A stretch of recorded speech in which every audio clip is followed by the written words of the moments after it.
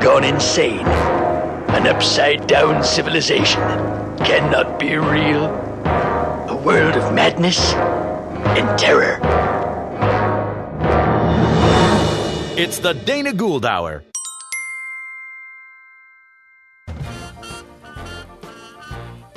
Big yellow buses are rumbling through the streets.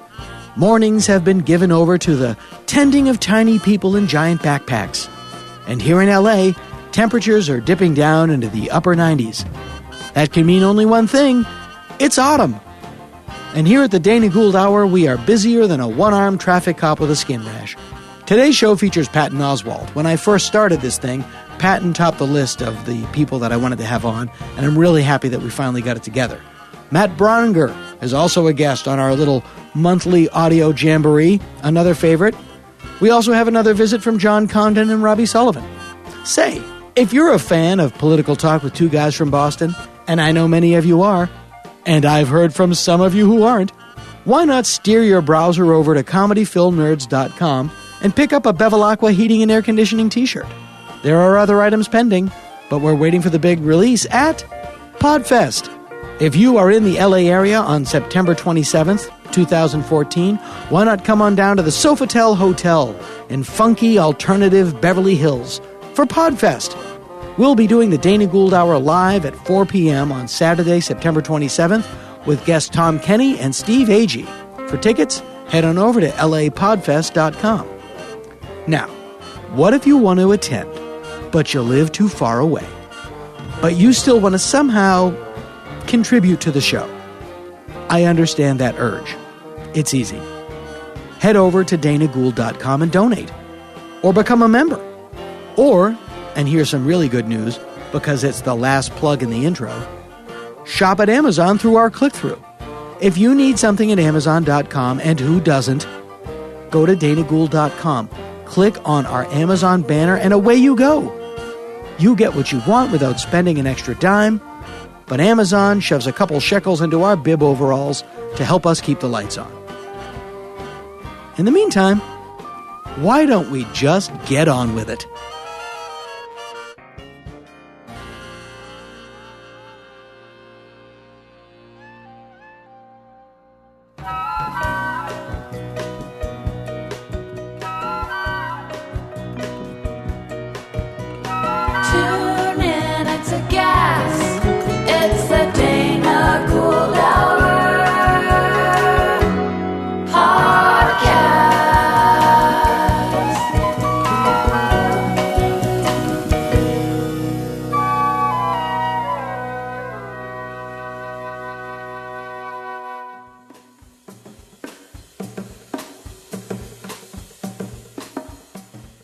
I am joined by comedian, actor, writer, and not a lot of people know this, but I am proud to say I know you well enough to know this, cartographer Patton Oswalt. This is the sound of my voice.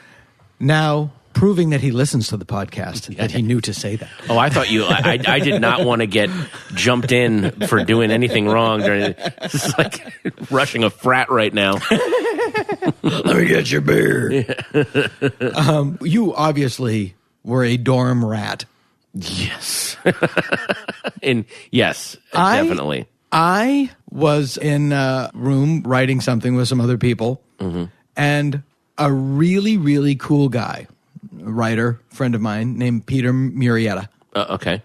Made a comment that he was in a frat, and my jaw dropped like the wolf in the Droopy cartoon finding out that he didn't inherit the estate. So you it made an anvil clang. Yeah, you did a Tex Avery take. I did. Whoa. And I was just thinking, how are you in a frat, but you're not an asshole? Well, I was also in a frat. See? Sorry. Yeah, well, here's the thing. So I'm wrong. Yeah, I mean, again, unfortunately, I think the reason that a lot of frats have the perception that they do is because the assholes in them tend to be very visible and very loud about it. The frat that I was in college, it was kind of interesting because they had gotten kicked off campus years before before I even got there. I think they set fire to another frat house. Basically, they were the all in good fun. Yeah, they were like the sub-animal men version of a frat, and they got kicked off and they lost their charter, and it kind of humbled them, and they started it up this weird off Greek row frat. They didn't have a frat house, they didn't have a charter, they just did this little group, and so they were taking on the misfits and the weirdos and doing, because what a lot of fraternities do is they do a lot of philanthropy and fundraising. See, my only let me be very open about this. Go ahead. My only knowledge of fraternity life comes from the movie Animal House. And I forget that the people in the movie that I liked were also in a frat. Yeah, exactly. I only know the Omegas. Exactly. And also all the people in that movie were in their late 30s. Late 30s. But there's also another interesting thing about Animal House. When you watch it now, you think, I don't think I would have liked the Deltas either. Yeah, and the Deltas do some kind of asshole things on that. They do some pretty vicious. They're kind of date rapey. They're a little date rapey. Yeah, they kill animals and stuff like that. There's a lot of. It's sort of like when you watch documentaries of the 60s, of the height of the Haight-Ashbury era, you think, I don't know if I would have been out there. No, I probably wouldn't have either. Because I think I would have been one of the people. I think the big protest I would have done was to get Star Trek picked up for a third season. I think I would have been at that protest. I just saw this and then I'd be home watching The Man from U.N.C.L.E. Yeah, I just saw a short documentary called God Likes Us When We Work But Loves Us When We Dance, something like that. It's a short film of the first ever love-in on Easter Sunday in Golden Gate Park. Oh, boy. And it's like a visual and sound collage. And I'm just remember watching it, and then my skin was just crawling. Yeah. I would have hated being out there. Yeah, free love is not a good thing. I was in you and I both have lived in the beautiful city of, the beautiful city by the bay, Oakland, California. Knit sweaters, clam chowder, all the things San Francisco's known for. Exactly. Jack London. Both of us being former San Francisco residents. At one New Year's Eve, Erotica Eve or something, I did a set at this thing, and it was naked people walking around and clothed people walking around, and it was just kind of thing. And my memory is just this sad, overweight, hirsute gentleman wearing only a day glow string thing like you get at a carnival wrapped around his junk to draw attention to it, as if otherwise you wouldn't look. And he really, it was like a Dan Clowes drawing got struck by lightning and brought to life. and it was just like, it made me realize that, like, I would think that maintaining an erection around a bunch of naked people must be the hardest thing in the world to do. Well, I remember because the people that you see naked in video, by and large, their job is to be seen naked. Yes, yeah. I remember I was talking to a friend because I just seen the Gigi Allen documentary, Hated. Yeah, and I said, and deservedly so. If you've seen the documentary, yeah. Another guy that, like, I don't think I'd have been in his camp at all. No, would not have enjoyed those concerts. We have toilets for that. We actually have something that accommodates that very thing. You ever hear Blaine Capatch? This is Gigi Allen before his show starts. Right, when I shit in my hand, I've got 5. We'll be wrapping it up.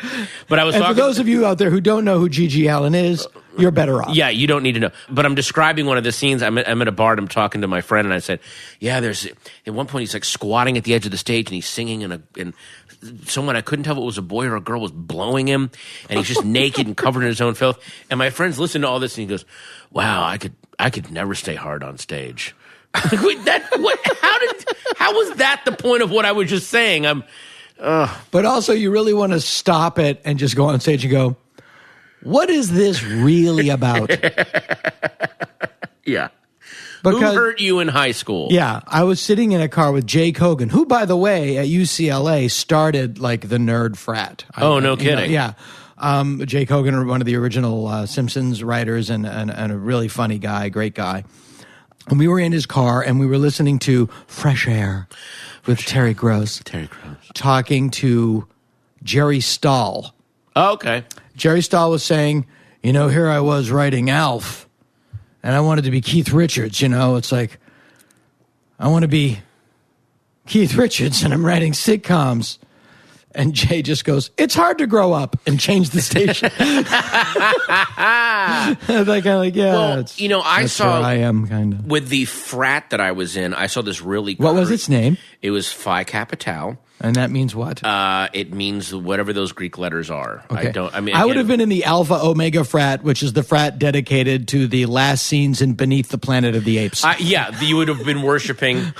I was in the frat because at the time they were just a bunch of weirdo goofballs, and my then roommate got a shake, and he was my roommate. Was a shake is when they just basically say we want you in. You don't okay. Really need to rush. Okay. It's called, I'm sorry, but what I saw was this as my 4 years of college went by, and they began to get a charter and began to make inroads to getting back on campus and getting back on Greek Row.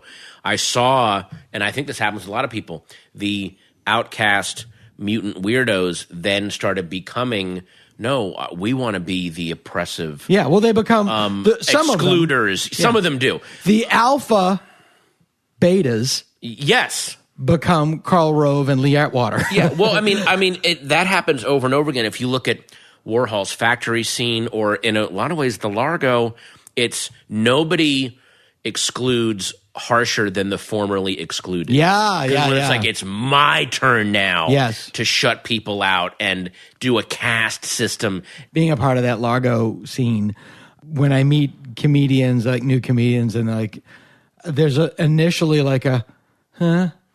Because they've had some shade thrown at them. Yeah. By people in cargo shorts and suede coats.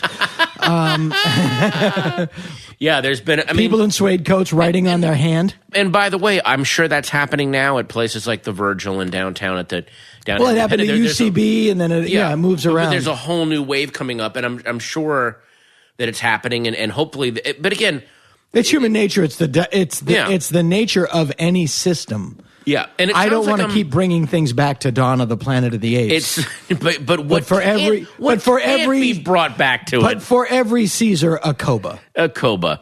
By the way, totally off topic.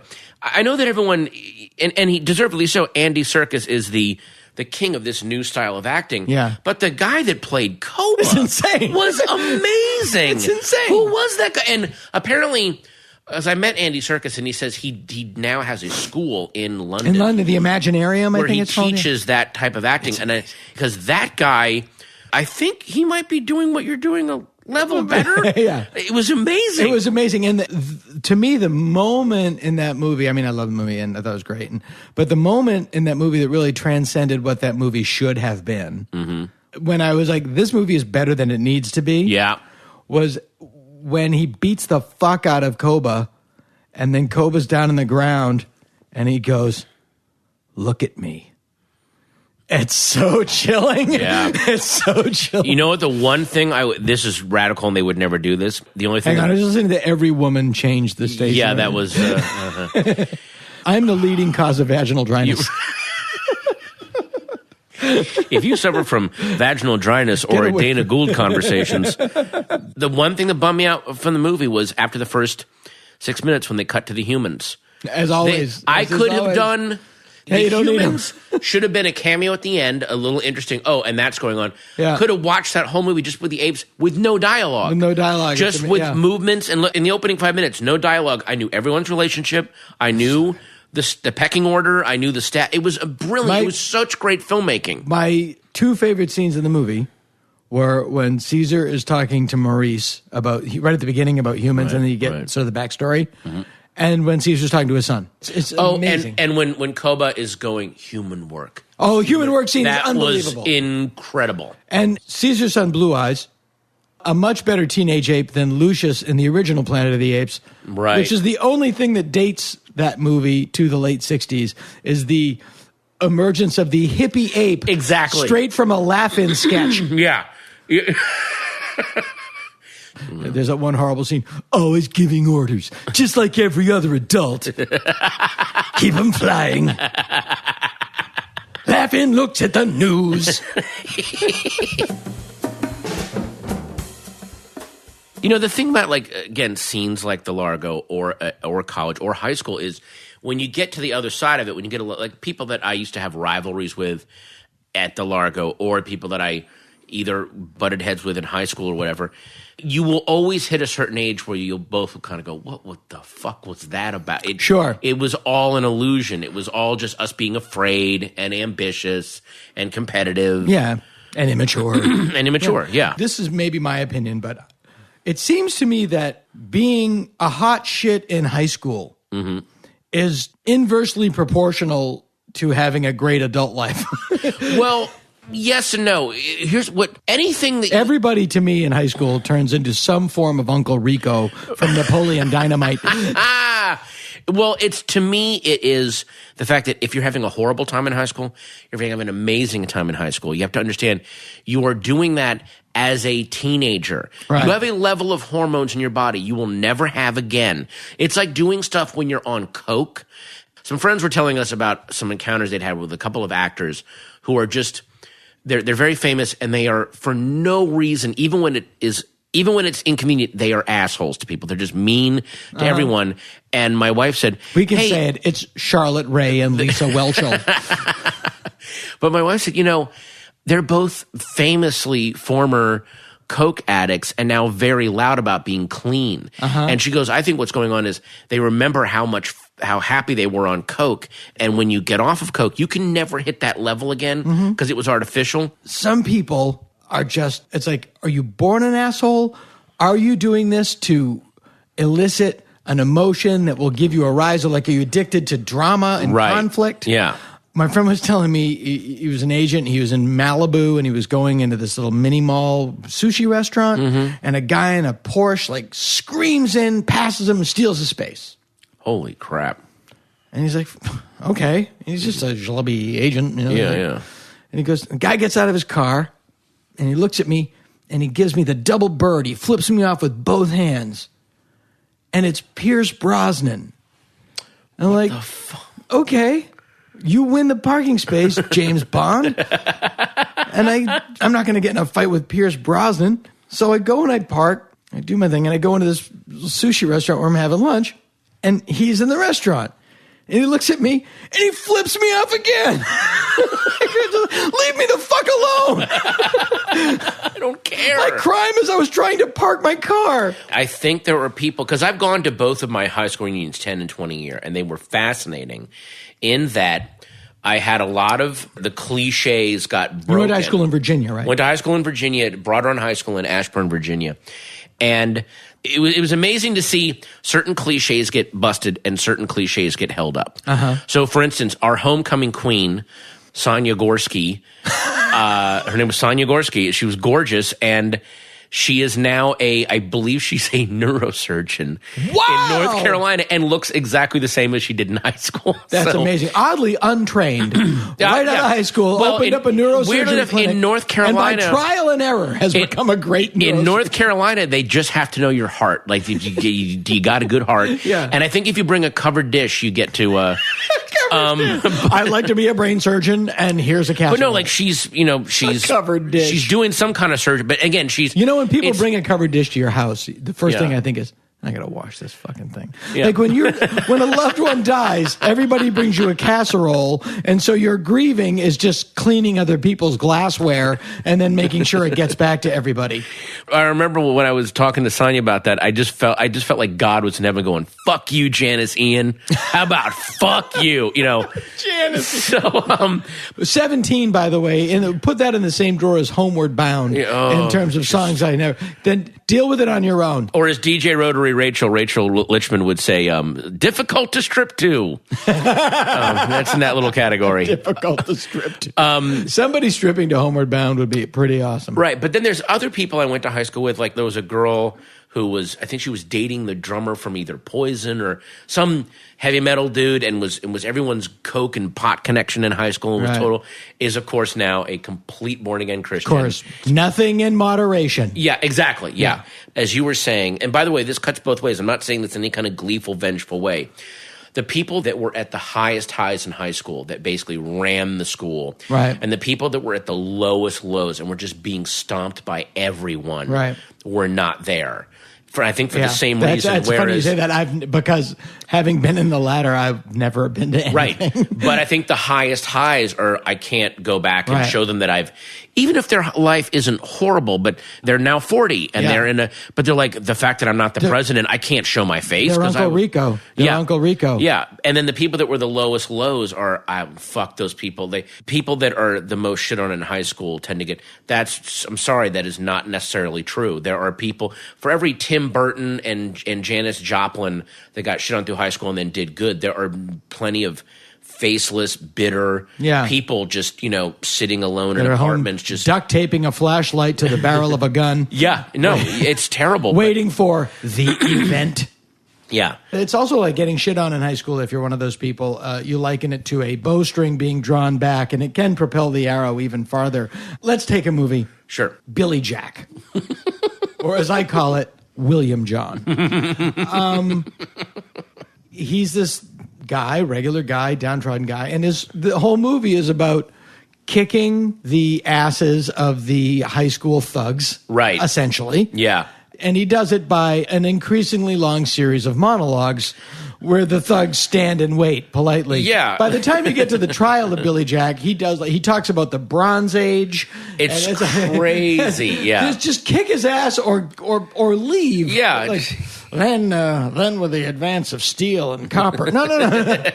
Smelting. You're iron. saying this while you're taking your shoes off. Exactly. I know what's coming. We know what's going to happen. You're not going to beat up a Jeep.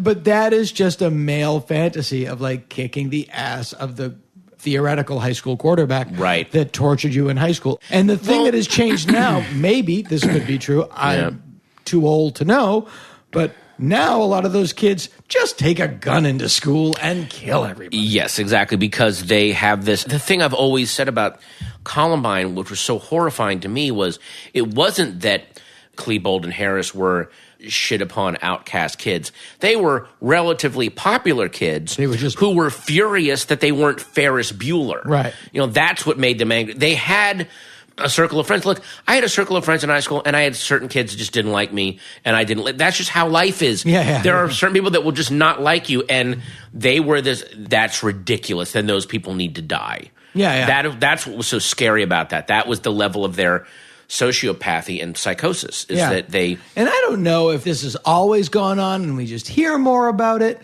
or if it's video games, or I have no idea. I don't pretend to know. I do know that there's no such thing as the good old days. People are like, it's like, no, the 50s, this didn't happen in the 50s. No, but we had lynchings all the time. Different things happened in the 50s that were shitty. Black people couldn't sit at the same lunch counter.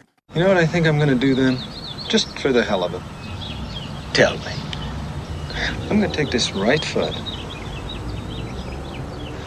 and I'm going to whop you on that side of your face. And you want to know something? There's not a damn thing you're going to be able to do about it. Really? Really?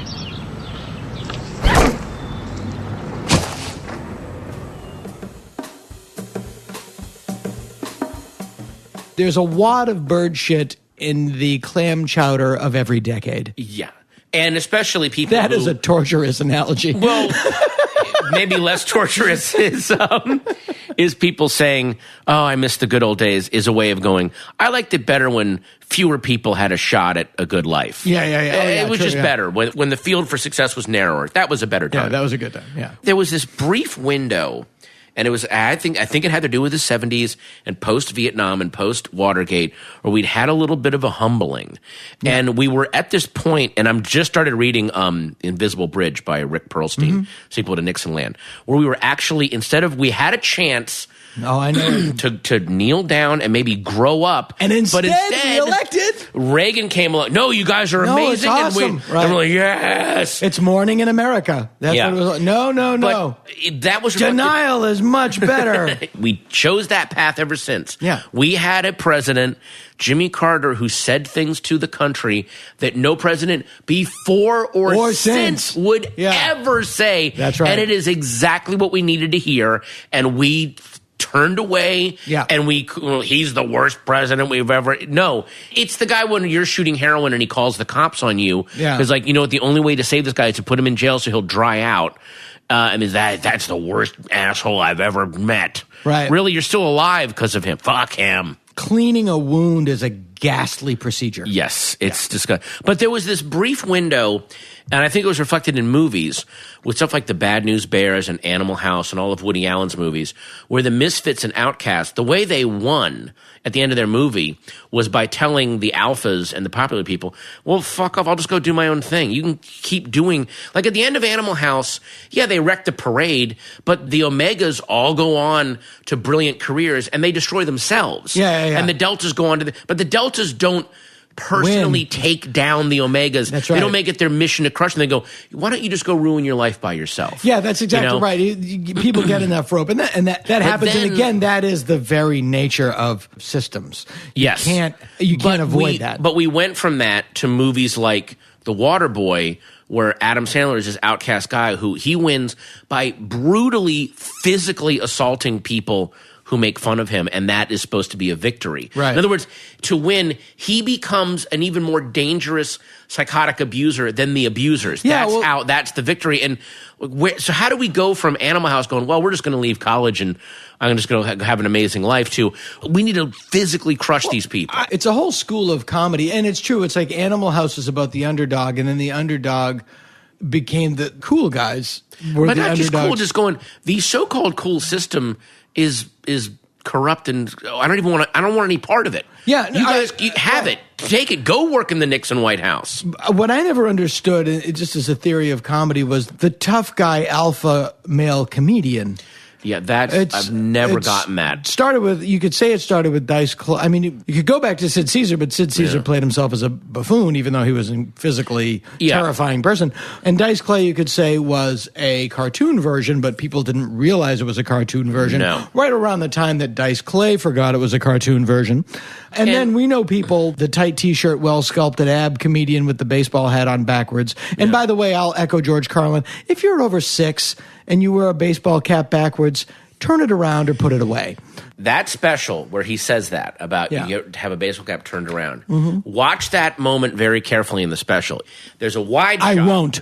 Well, when he says that, there's a wide shot where a guy in the front row in a backwards baseball cap jumps out of his seat at the end. It goes, hey, fuck you. He's screaming, fuck you. And they turn him down in the mix, and then they cut to a close of George finishing his thought, but you can hear the guy screaming, fuck you. And George was very famous for, if you ever saw him do stuff live, he would redo stuff. He had it very scripted and didn't want to mess it up. So they clearly just did it, and he just said, okay, I'm just not going to deal with this guy because I have something to say here. Yeah, and by the way, those were all live hours, so he knew, like, he's also staring at a chronometer. Exactly. Going, I got 28 minutes. Yeah. Watch that special again. I'm amazed no one's made like a you really can hear it. You can YouTube. Hear it. Fuck you, motherfucker. He screamed, but when he initially says it and there's a wide shot, this guy, he looks like a jack in the box. He comes out of his seat and runs at the stage. It's amazing. So I believe that is in You Are All Diseased. You Are All Diseased, or It's Bad for You. I'm not really sure. It's Bad for You. Yeah, but no, it's not It's Bad for You. It's that's the last one. Oh, okay. Then which this is might brilliant. Be, yeah. Or Back in Town, maybe, or something. And that's another, brilliant. And it's true. It's like that tough, strutting, jock, alpha male comic. To me, and I'm old, it's antithetical to what a comedian should be. A comedian was always the guy. The reason that I loved Woody Allen so much before he started fucking people in his family was the scene in Play It Again, Sam, where the two tough guys are going to beat him up, and he just kind of like slimes away from it. Right. And by the way, one of the tough guys is a very famous acting teacher who later went on to be the guy that fires Albert Brooks in Lost in America. Oh, wow. It's knowledge like that that makes me the pussy magnet I am.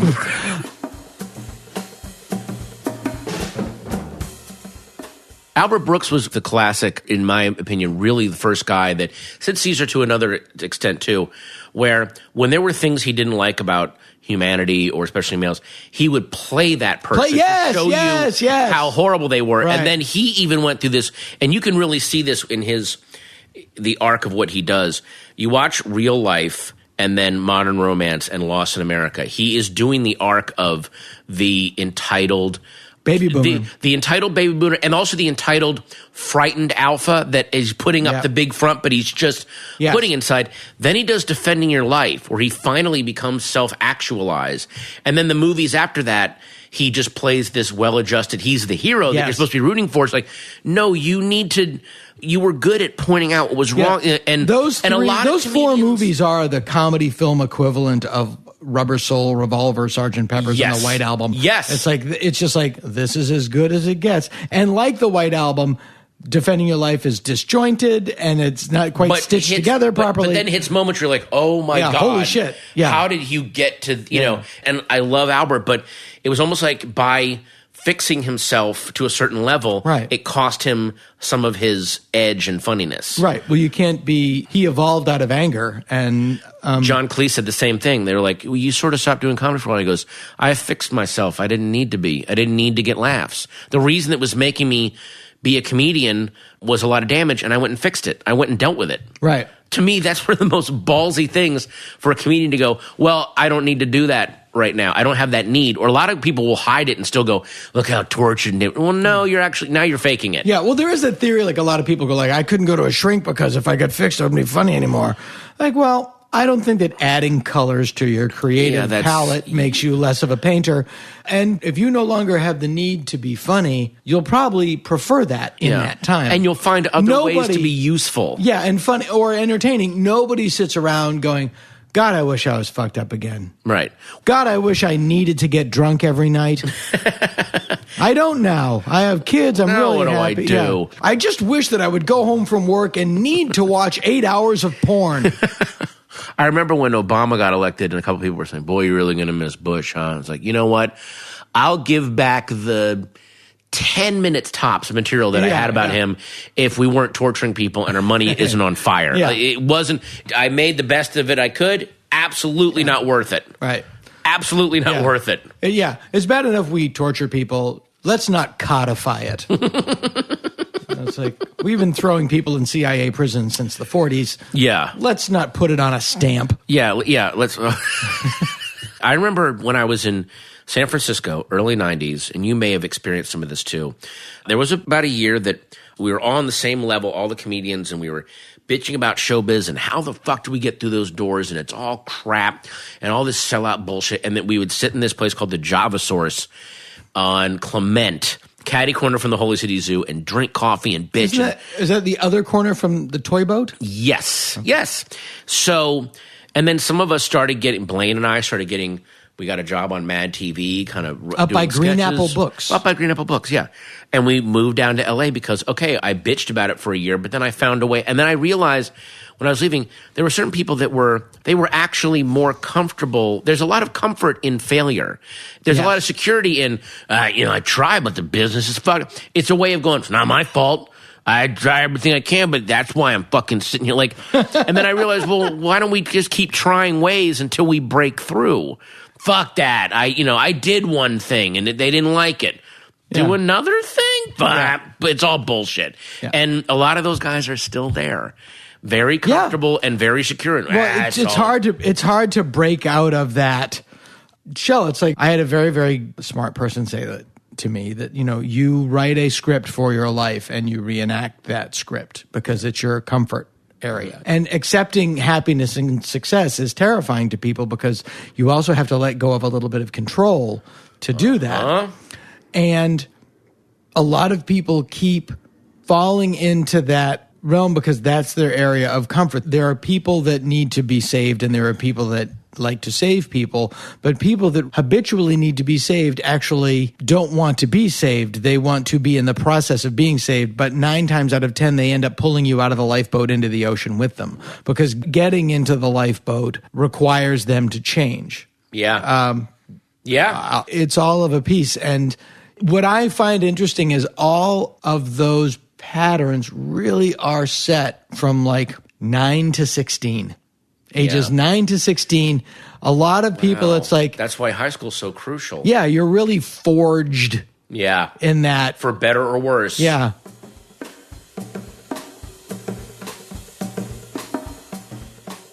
I know a lot of people like stay in their hometown. They're really happy, and I just don't have that gene. Yeah. But you have to know that about yourself, because there's a lot of people that left their hometown who probably should have stayed and that would have made them happy. It's that saying, there are plenty of accountants that should actually be ballerinas, but there's also some ballerinas that would be happier being accountants. Yeah. The thing I've always remembered too, and you always have to remember this, a lot of people, they have this idea in their head of the people that shit on me, I'm going to go and I'm going to conquer showbiz or sports or something, and then they're going to go, holy fuck, was I wrong? Let me tell you something, because I've experienced this firsthand.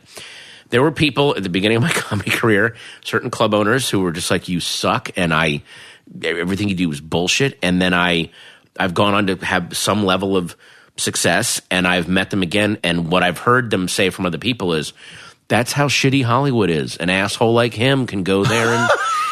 They're never going to go, I guess Patton was kind of funny. They're going to go, who is this? What I'm saying is, if you are in this for vengeance or for people to go, wow, I was wrong about you, I guarantee you will never get that. Because people don't like to admit that, oh my God, the guy that I thought was an asshole, I guess he's kind of awesome. Right. No, they will find a way to go, well, that's how stupid this world is.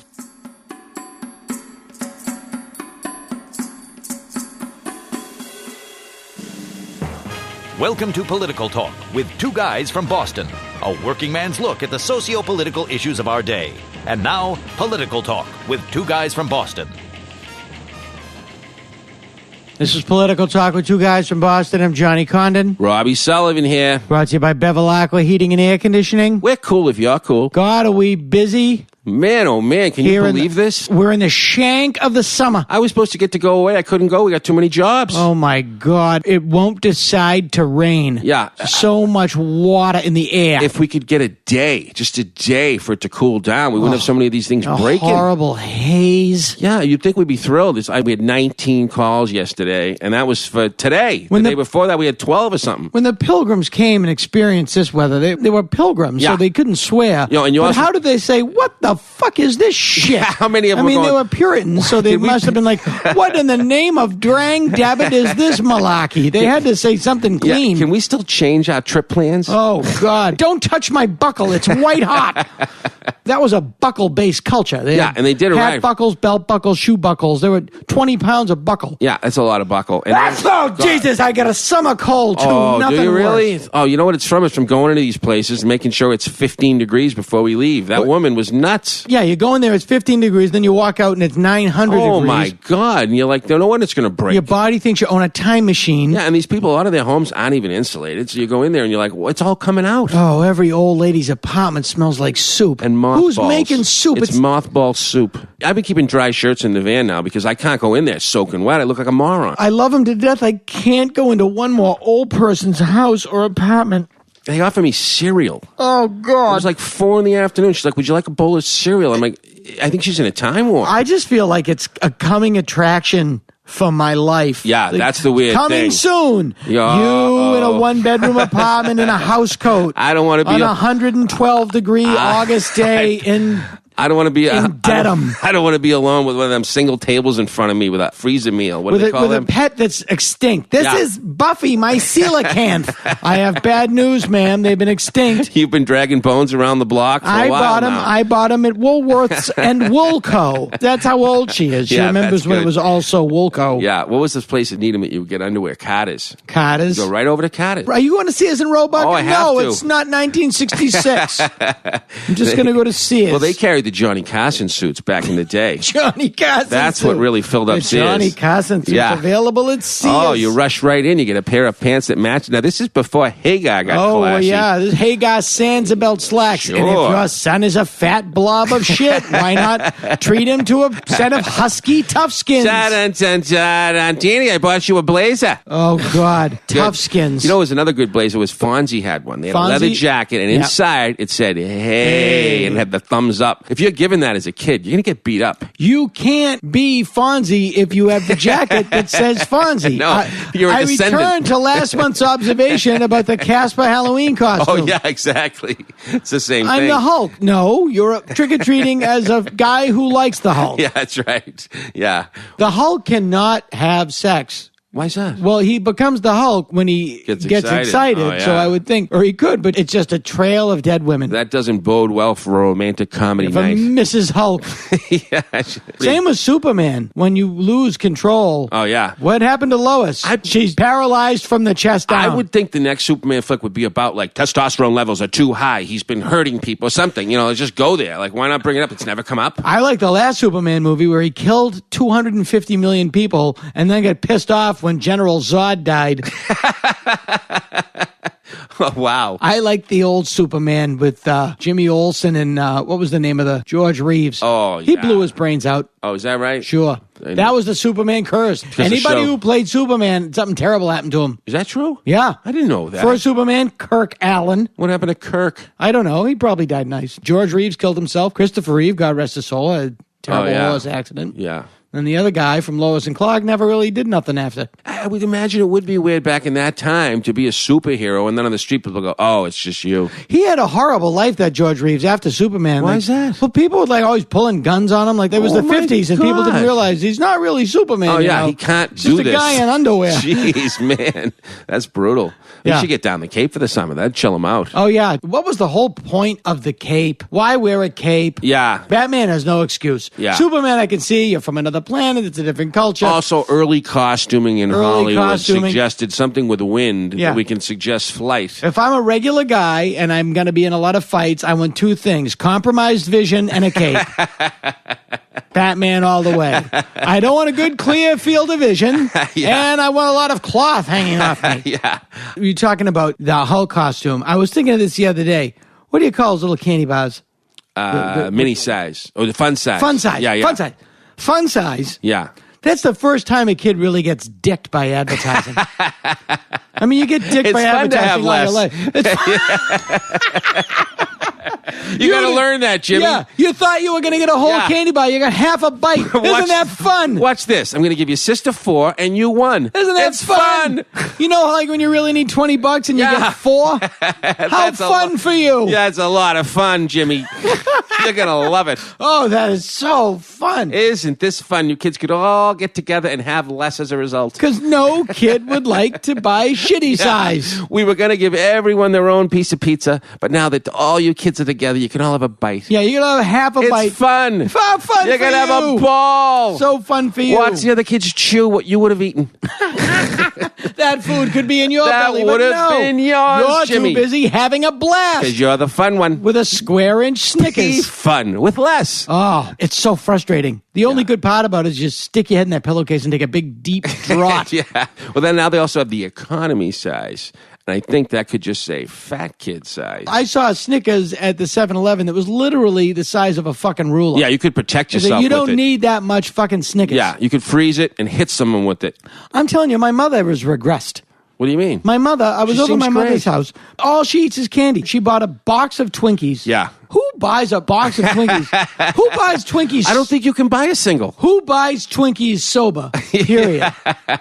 We all know what it is. But, yeah. It's nothing from nature. Right. If it's going to last that long, something's wrong. Baseball hats are a little more organic than your average Twinkie. There's this Indian guy at the farmer's market, and he's always like, the longer the list of ingredients, the farther I stay away from it. He like backs up as he tells you the story. So he didn't have an Indian accent. Yeah, he did, but I was afraid of doing it. I don't worry about it. But that throws you off. I just don't want to sound racist. No, I love the way that those people talk. It's not racist to point out that they're different. Well, he was like, I don't know. Yeah, I can't do it. I remember the first time I saw a black guy with an English accent, I just about shit myself. What the fuck is that? Yeah, and you're wondering, like, what? It was on a James Bond movie that goes, 4 seconds and counting. What the fuck is that? My dad was like, they have their own black people over there. Yeah. Sammy Davis, I had always loved his music, but he was Jewish on All in the Family. One eye. And in One Eye. It was a very, very big episode at the time. And I thought to myself, that's cool. Yeah. That guy's like transcending, like. He was all things to all people. Yeah, he was very important to someone. Yeah. You go in his house, though, you couldn't find a Viewmaster, you couldn't find binoculars,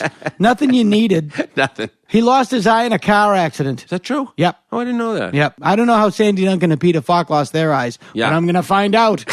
Peter Falk, he was amazing. Yeah. I actually would watch. Dead. Yeah. All 3 dead. I didn't know that. Mm-hmm. I assume he's dead. I could put on a Columbo episode right now, and she'd be like, "Oh, this is wonderful. We're in 1977." Oh, sure. So immediately, like, can go right back to that turn moment. on a Kojak. Yeah, and just make some popcorn. Bad clothes. Yeah. Oh, Kojak was great, baby. His brother. His brother worked on the show. Oh, was that great? And he did not. His brother looked like a non-actor. Yeah, no, his brother looked like that. You remember the little thing you had the guy in the face, and it's a bunch of iron filings, and you have a magnet, and you make the afro. That's very good. Telly Savalas and his brother We had a lot of crappy toys. Not Telly Savalas. Yeah, not to Telly Savalas. His brother was Jerry Van Dyke. His brother was Julian Lennon. But he was good on the show. He looked kind of like the guy with the Doritos ads back in the day. Remember that guy? Yeah, with a Frito Bandito. You couldn't do that today. No. You can't do Frito Bandito today. No, but the Burns guy was great. That was Burns and Shriver, right? Avery Shriver. Yeah. Avery Shriver, Burns who was looked not fantastic, too. unlike Teddy Roosevelt. Yeah, as a Mexican. When Hollywood needs a Mexican Teddy Roosevelt, they go to Avery Shriver. You have to. 4 more weeks, the Cape empties out. Can you believe that? Oh, God. I can't believe. I mean, I'm happy. It's over quick. My mother actually said to me the other day, "Have you looked at the shovels? As if it's September, October right now. You got chains? Have you checked the shovels? Check the shovels. Do you make sure you have chains? Yeah, if I check the shovels right now, they're going to be hot. It's August 10th. The shovels are melting into the the asphalt is eating the shovels. She loves to do Christmas shopping in August and get it all ready. I understand, though, just to put your mind in a cold frame of mind. At least for a minute. I think there's something wrong with me that I start to anticipate fall in August. Yeah. No, I do too. I see kids buying something for back to school and I get nervous. Yeah. I was a kid. I would get excited. Thursday was my favorite day of the week. Why is that? I could anticipate Friday and Saturday. Oh, yeah. You could feel it. Yeah, but you weren't there yet. It was all ahead of you. Yeah, it's going to be great. Sunday is like in the weekend of your life. Sunday is like in your 70s. It's all behind me now. Kids on a Sunday afternoon. When you put your homework off all weekend. Staring down the barrel of a bath and homework. I'm starting to plan putting my alarm on and tell my mother I'm sick at about 3:30. It's like a man in his 80s now. Yeah, it's like, it this is. is it. Sunset of my day. Yeah. The leaves are brown and falling. That's good.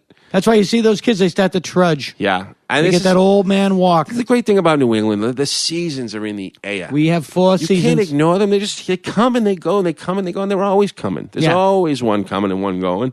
And you start to just live with it and love it. Yeah. We have 2 good months every year. Yeah. We have May and October. I love May. I prefer October. Yeah, I know. That first day you put on a sweater. Oh, it's going to be nice. You wake up in the morning, it's a little cold. Yeah. It's 52. And we don't have to carry any more units. They're not heavy when no more Freon. Oh. And you put on a sweater, hot cup of coffee, and nobody's calling. Pumpkin muffin. Yeah, we're deciding which one of us goes into work with Bevel Aqua. Down to the double D. Oh, buddy, I'll meet you there. As George Carlin said, any meal filled with jelly can't be all bad.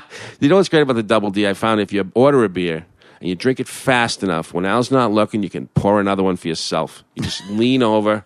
You're drinking beers at Dunkin' Donuts. Oh, I thought you were talking about the cask and flagon. I don't even know why. The cask and flagon. I thought you were for some reason. Cask and flagon. I can't go in there. Oh, why is that? I get barred for the cask and flagon what? for drunkenly reciting Kennedy's inaugural address. Is that true? Yeah. I want to hear it. I was up on the booth. Yes, no, I had the whole. I can't remember it anymore, but I was bounced. Oh, that sounds fantastic. Drunkenly reciting Kennedy's inaugural address. You got to do that at your parents' anniversary. Oh, that's fantastic. Yeah, they got to let me in for my parents' anniversary. It's at a New England steakhouse. The cask and flagon. There's right in front of there's a guy walking down the street with a Yankee Suck shirt on. And he's walking out in front. He's holding it by the shoulder. It's brand new. And I'm looking at him. And I look at the shirt. And I look at him. And I go, hey, how much for the shirt? And he just looks at me with this dark stare. And he goes, it's not for sale. Just trying to get the message out. I love that level of disgust. I drove my brother to the airport. My father drove in, and I stopped off at Arbonne Pan to get a cup of coffee. My father, what the hell is this? It's Arbonne Pan.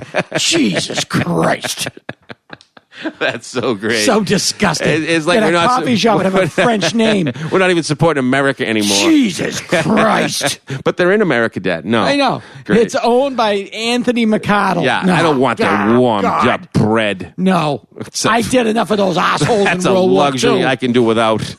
So disgusting. Yeah, how could they do that? We worship fall in the summer. We worship winter in the fall. Well, we don't really. Nobody worships winter. Well, when my worship of winter dies on January 1st. Oh, yeah. And I've had it. When my folks got older and I had to start to shovel, I realized I'm out. Oh. I can't do this. I There got to hire comes a a day, kid. too, when you just go, I cannot fucking shovel anymore. No, I can't do it. I'm I too can't. old. No, it's not smart. With all the stuff we're doing already at our age, lifting frozen water that's going to melt in a couple of days really ends But up if you can't get down to the pharmacy, dumb. Yeah, you got to get out. Yeah, You gotta get out, And you you're get just to the end of stuck your there. driveway, and the plow goes. Oh. Right now, it sounds good though, don't it? I used to deliver pharmaceuticals for Highland Pharmacy. Oh yeah. Oh, God. Every day in a terrible unheated van. Bringing Just people- going to nursing homes and old people's homes. Oh yeah. No wonder you don't take any medication. God, I just want to blow my brains out. You never take medication, right? No, No, I God. got to stay away from it too. I believe that all of those drugs, Zoloft or whatever you call them. Anything with an others that- Oft or a Lloyd or a Zippy or whatever the they- hell. you can handle all of that Klonopin's the stuff worst. with the various flavors of Fanta. And if you go for Fanta grape will knock you down. Fanta orange will bring you up. You just need a steady supply of delicious Fanta drinks. I love Fanta. At Lake Wobbin down in a lake that I swam at as a kid, you'd pull the bottles out of the machine just far enough to get the cap off. Right. And then half the soda would fall into your cup. Ah. That was a great time in life. Sure. Yeah. It's still summer. You know what I say? Yeah. We go to the Redwood Drive-In and get some Quahogs. Let's do it. And then park across the street from the drive-in and see what's playing. Yeah, absolutely. I'm in. Full free night. I'm Johnny Connon. Robbie Sullivan here. Get out of here. Enjoy the few remaining weeks of summer. You got to while it's here. And if you're not in Massachusetts and you want a feeling of Massachusetts summer, open your dishwasher mid-cycle. Stick your head right in the doorway, and you'll know what we're experiencing. Think Nantasket. Oh, God. It's almost the Cape. Get out of here. We love you. Political Talk with two guys from Boston. Hey, message for Robbie and Johnny. I'm really happy with the job they did on my mom's apartment. It's fucking beautiful. Pardon my language. I just wanted to say thank you guys so much for your help and your effort. I really appreciate it. If you ever need anything, just come down to the Tides restaurant over there in the Hunt. Try not to hold it against me, but that's just where my mom lives. All right, thanks again, guys. Bye. Other podcasts reach for the sky. Dana Gould bound. We barely try.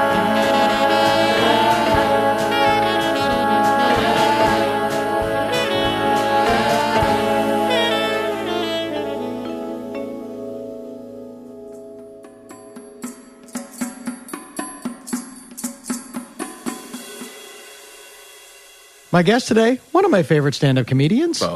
New special coming out soon, yet to be named. I'm going to suggest the name Talking for Clapping. There it is. Funny gal Matt Braunger. This is the sound of my voice. How are you? I'm good. Thanks for having me, man. My pleasure. I'm willing to put myself out by inviting my friends to my ex-wife's pool house. Yes. You understand that vulnerability is one of the core elements of good modern comedy. It should be. We were tough guys for a long time. Yes. Your Dice Clays. Yes. And there's a place for those guys, too. What's funnier than invulnerability? I think, but I think when those guys crash, as all men do, it's way harder. You know what I mean? Now, where did you go to high school? I went to high school in Portland, Oregon. Portland, Oregon. Mm-hmm. And your mascot was? The Generals, because I went to Ulysses S. Grant. Really? So Oh, we that's had a good one. Grant Generals, yeah. Okay. Mm-hmm. So you basically played sports under a banner of a Zach Galifianakis lookalike. Absolutely. An angrier, more drunk / hungover Zach Galifianakis. Not one of our great presidents in terms of what he accomplished, unless I'm mistaken. No, terrible president, amazing general, but amazing general because he invented basically meat grinder warfare. Right. Just keep sending him in. Yes. No matter what. Just keep sending him in. Death be damned. And he also was the Salt the Earth general. I forget the name of it. There was a name of his tactic that I only recently learned because I was going through it with my daughter for her school. Wow. But it was basically, we're just going to drive them into the fucking sea and leave nothing behind us. Yeah. And just copious amounts of bourbon. Like nonstop. There's that thing of how he was the winningest general for the Union, and someone was complaining like, "Oh, he's always drunk. He's always drunk." And Lincoln famously said, "Well, he's won the most battles. Perhaps we should send a case of whatever he's drinking to all the other generals." It's really true, and he respected Lee because he was like a military guy, and it's like good fight. Yeah. Like Eisenhower, also an amazing general, not a very effective president. He was hogtied. The Eisenhower presidency and the Obama presidency are strikingly similar. Strikingly similar. I mean, Eisenhower coined the military-industrial complex term, and that was kind of like the elephant in the room of like, look, we can't let this happen. And of course, here we are. And generals have a problem too because they're used to saying, do this, and having it happen. Yes, exactly. As opposed to like, do this. Well, now we'll just do the opposite. Mm-hmm. Huh? Yeah, right. And you just sit there. Yeah. These guys, like, they basically spend like 10 and 12 years just like being in charge of massive death, albeit for a good cause. Right. And then they just like, okay, you're done now. Yeah. There's that great scene in Hurt Locker where he's in Baghdad defusing bombs, and a week later he's in like a Kroger. Yeah. Just pushing the car. God. Yeah, so insane. Yeah, it's like that Tom Waits lyric, came home from the war with a circus in his head and an idea for a fireworks display. Uh-huh. It makes you think of how the whole motorcycle gang thing was invented when guys came back from World War II and they missed the action. I did not know that. They were like, oh, I can ride this thing all out going 80 on a windy highway, and I'm always kind of freaked out, and I kind of feel at home. And they met serious? other guys. Yeah, exactly. And that's why they get in fights, and that's why they drink so much. And it was born out of that, of guys that were like working artillery ranges and were like. I had no idea. Mm-hmm. That is fascinating. Yeah. Is that like a specific book where you picked that up, or? I know it was in Hunter S. Thompson mentioned it in Hell's Angels. Oh, okay. But I've also read it in other things. I'm not suggesting you're making it up. Born from. And then these guys came back, and they're adrenaline junkies, basically. Yep, that's what it is. That is fantastic, because you don't associate the Hells Angels with staunch patriotism. No, but during Vietnam, the Hells Angels were like, we would like to volunteer our services to go to the jungle and fight really? the Viet Cong. Yeah, that was is this in the Thompson book? No, this was, saw this in a documentary. They called a press conference, and they're like, we hate all these hippies, and we hate all these people that was like a major rift between them and the burgeoning counterculture movement. I had no idea. Yeah, they were all pro-America, all pro. You know what I think it is about the Hells Angels? That it seems like something that I would be really fascinated in, because it's an independent subculture, which I'm innately drawn to just out of simple curiosity. But I am not a fan of vests. And they seem to be able to turn any article of clothing into a vest. Yeah, you wouldn't wear a cut, as they call it. What is it about their sleeves that they just do not want any part of? You know, a big thing is like riding with your mama, guns out, your arms showing. Sweaty mama. You know, it's a badge. I was on the freeway 4 days ago when the Mongols all came down in a swarm. Mongols are pretty traditionally criminally involved. You'll see a patch. And nowadays you would think that if you were in a known criminal organization, you wouldn't wear like a uniform. Mafia. There's a patch. There's a patch that the famous quote, 1%ers. Yeah, where there's a guy that basically a sheriff was asked, do you think these are all criminally involved? He's like, no. He's like, I deal with a lot of motorcycle clubs, and I would say 1% of them are involved in criminal activity. And so that they wear this badge with pride, like, I'm it. I do it. I move meth. I whatever. You know, that's a big thing. And like, well, Jeff, our producer, you're into hot rod culture. Do you know about this stuff? Yeah, that's why it's funny when everybody talks about the 1%ers, the elite, the rich, elite, yes. And I always think the motorcycle guys. Motorcycle, yeah, the guys that are criminally involved. Yeah, the Hells Angels are a massive criminal organization, I think it was according to the FBI, according to the CIA, and that's why they hate these wealthy screenwriters. Yeah. That have a bike that, as George Carlin said, is trucked into Sturgis, South Dakota for them, and then they ride around. Yeah. Once they gave Hunter S. Thompson a beating after his book came, it's in the book.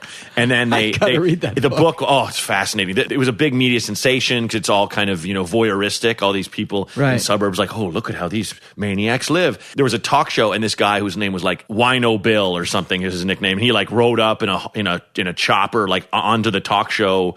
They're interviewing him about like, well, yeah, we had to hand him a beating because blah, blah, blah. And they're like, well, how did it start? And it started because one of the guys was beating up his old lady, and Hunter was like, cut it out. And they're like, you don't interfere. And they beat the crap out of him. But this guy on the talk show was like, Maniac Sam or whatever he was laying into his old lady, beating her up, and the whole audience laughs. They all laughed. And this is like in the 60s, like, ha, ha, ha. Oh, sure, He punched his wife. Oh, sure. Oh, domestic stuff. Yeah. They thought it was hilarious. And that's what I took away from that clip more than anything. Well, that is the crazy aspect. Like in Mad Men, like that really did change. Yeah. Like, it's alarming how recently women were just second-class citizens. Absolutely. And to use a cartoonish example, The Sean Connery James Bond movies, they're the story of an elegant serial rapist. Yes, absolutely.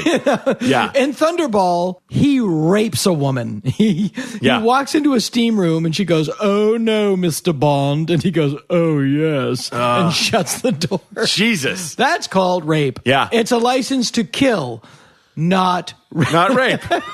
No spies are given a license to rape. I thought the rape was implied. No.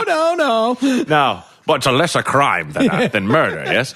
Yet, Sean, arguably. I was told with every 4 murders, I get one rape. Oh, God, Mr. Bond. Yeah. Did you rape her? You might say I got on with a pressing engagement. Oh, let him go. He's funny. He's witty. Guy Court. Yeah. It's like the Newton brothers, boys movie about those guys that rob trains and stuff. And there's a scene where it's like, now is it true that you said, ain't this a hell of a way to make a living? And the whole crowd laughs. And I remember sitting in the theater and leaning over to a friend and going, case dismissed. Like, get out of here. You threaten people's lives with live artillery, but hey, you're adorable, you kids. I can't stay angry at you.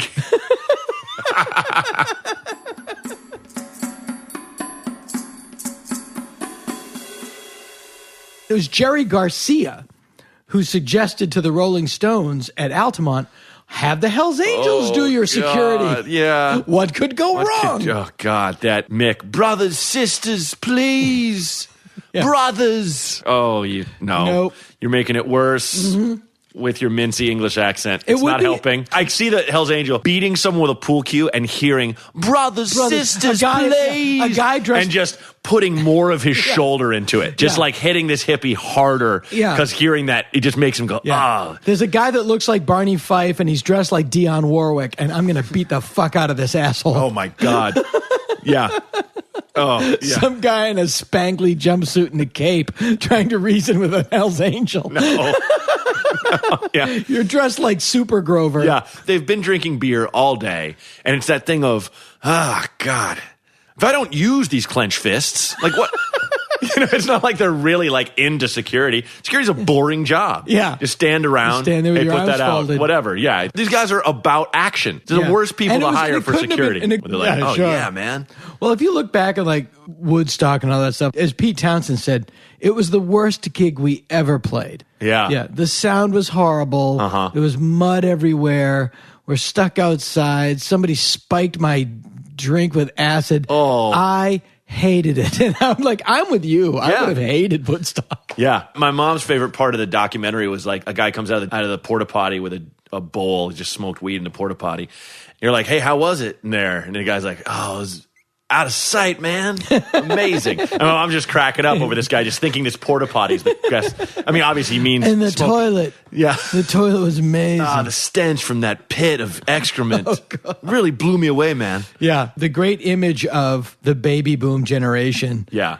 Is Max Yasgur's field the day after Woodstock. Oh, yeah. All the waste. And everybody left. Yeah. They're like, you clean it up. And they just left. They didn't pick up shit. Yeah. That's what Teenage Wasteland is about, only he wrote it after the Isle of Wight festival. But it was just like, it's not about getting wasted. It's about a wasteland of missed opportunity of look what you could do and look what you are doing. Yeah. Oh, wow. I never knew that. Yeah. It's that hippie entitlement. Hey, things just work out. Things work out. Can I have $1? Yeah. Well, the baby boomers did a lot of amazing stuff, and they did move through our culture like a swarm of locusts, leaving very little in their wake. Right.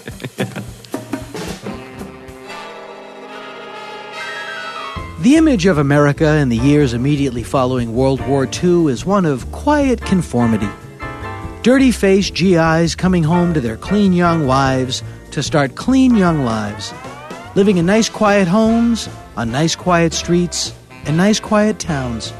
The, shall we say, Leave It to Beaverized view of America in the late 1940s and early 1950s. But hey, surprise, surprise, underneath the surface, things weren't so neat and tidy. To begin with, a lot of these guys came home from World War II with profound and overwhelming cases of post-traumatic stress disorder. Though it wasn't called that back then, in fact, it wasn't called anything really. By and large, people didn't know post-traumatic stress disorder was even a thing. Which is why a lot of those dirty-faced GIs came home, cleaned up, got married, got jobs, started having kids, and spent the next couple of decades quietly smoking and drinking themselves to death. But a small percentage of those veterans did not conform so readily. Some dropped out, wrote poetry, and became beatniks. And others, like William Faulkner, found inner peace creating outer chaos on a motorcycle. Now, there were motorcycles before World War II. Early models date back to the late 1800s. And by the 1930s, there were, dotted across America, motorcycle racing clubs. One such club, based in Southern California, was called the 13 Rebels. William Faulkner, or as he was so lovingly known, Wino Willie, was a charter member of the 13 Rebels. Wino Willie Faulkner rode and raced with the club until World War II, whereupon he did his patriotic duty by joining up and serving on a bomber crew in the South Pacific. When he returned home, slipping into a quiet life in a sleepy suburb just was not on the menu. He resumed his membership in the 13 Rebels, but was soon kicked out when he crashed a motorcycle race. Quite literally. There was a professional race on a professional track, but Willie wasn't impressed with the riders on that particular day, so he drove through the fence from the street and, let's use the word, merged with the other racers. Booted from the 13 Rebels, who I guess weren't that rebellious, Wino Willie hooked up with some other disenchanted motorcycle enthusiasts, many of them veterans, having a hard time settling into their sedate post-war box. They formed a new motorcycle club, the Booze Fighters. Contrary to the natural assumption, booze fighting does not mean getting drunk and getting into a fight. It's an old expression for a hangover, or fighting the booze. All was well and good with the Booze Fighters until the now infamous Hollister Riot of 1947. As early as the 1930s, the quietly named American Motorcyclists Association, AMA, held an annual weekend rally in the sleepy little town of Hollister, California.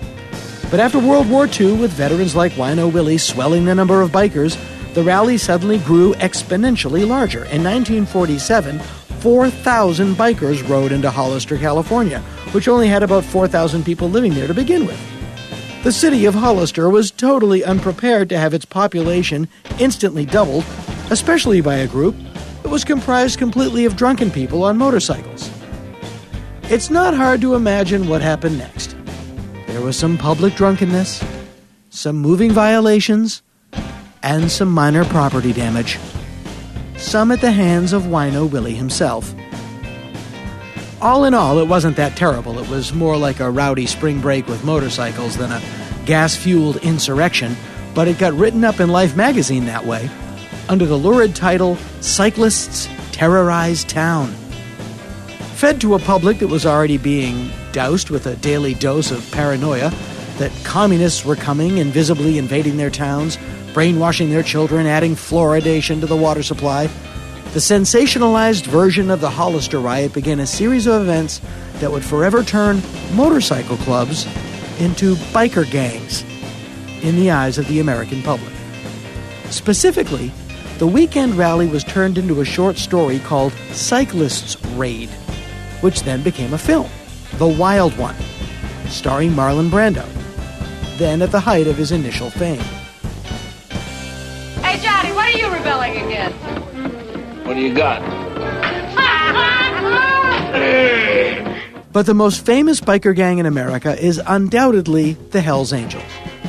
Founded in Northern California by a different group of disaffected World War II veterans. The Hells Angels, in fact, take their name from a World War II fighter squadron that operated out of China and Burma. Over time, they eclipsed all other American motorcycle gangs in terms of fame and notoriety. How?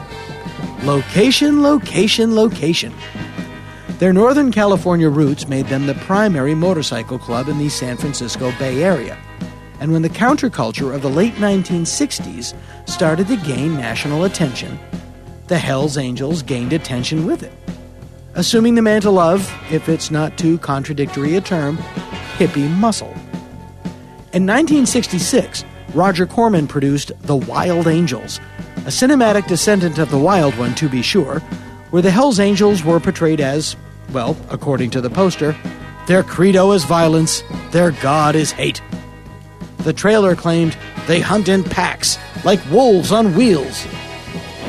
They're wild and no angels, law-defying, getting their kicks from violence and torture. Biker films became huge in the exploitation market, with titles like The Glory Stompers, Born Losers, Hell's Angels on Wheels, which starred a scrappy young B-movie actor and Roger Corman regular named Jack Nicholson, who would then go on to appear in the godfather of all biker movies, Easy Rider, the film that made him a star. Born Losers was the film that introduced Tom Laughlin's aforementioned karate-kicking Native American vengeance hander-outer, Billy Jack. And if you haven't seen it, you have only yourself to blame. But it was another film, a documentary, that cemented the Hells Angels' reputation. Gimme Shelter, the 1970 documentary of the ill-fated free concert at Altamont Speedway, intended as sort of a West Coast, Rolling Stones-led answer to Woodstock. The free concert at Altamont Speedway featured such late 60s giants as the Grateful Dead, Jefferson Airplane, the Flying Burrito Brothers, and of course the Rolling Stones. The deal was the Rolling Stones hired the Hells Angels as stage security instead of, professional stage security. The other part of the deal was they paid them not in money, but in beer. And I'm assuming it was paid up front. Things at the concert grew tense. The Hells Angels, acting as security, got a little rougher than normal security, and at one point, one of them knocked Jefferson Airplane guitarist Marty Balin completely unconscious, causing the Grateful Dead to leave the gig before their set. During the Rolling Stones set, during the song Under My Thumb, a shoving match erupted between an audience member named Meredith Hunter and a Hells Angel named Alan Passaro. Hunter, the audience member, pulled a gun, and Passaro stabbed him to death in front of the Rolling Stones on film. Passaro was tried for murder but was acquitted. Hunter did draw a pistol and aim it towards the stage. Passaro quite justifiably claimed he was doing his job, but it didn't, or did, depending on your perspective, do a ton for the Hells Angels' image.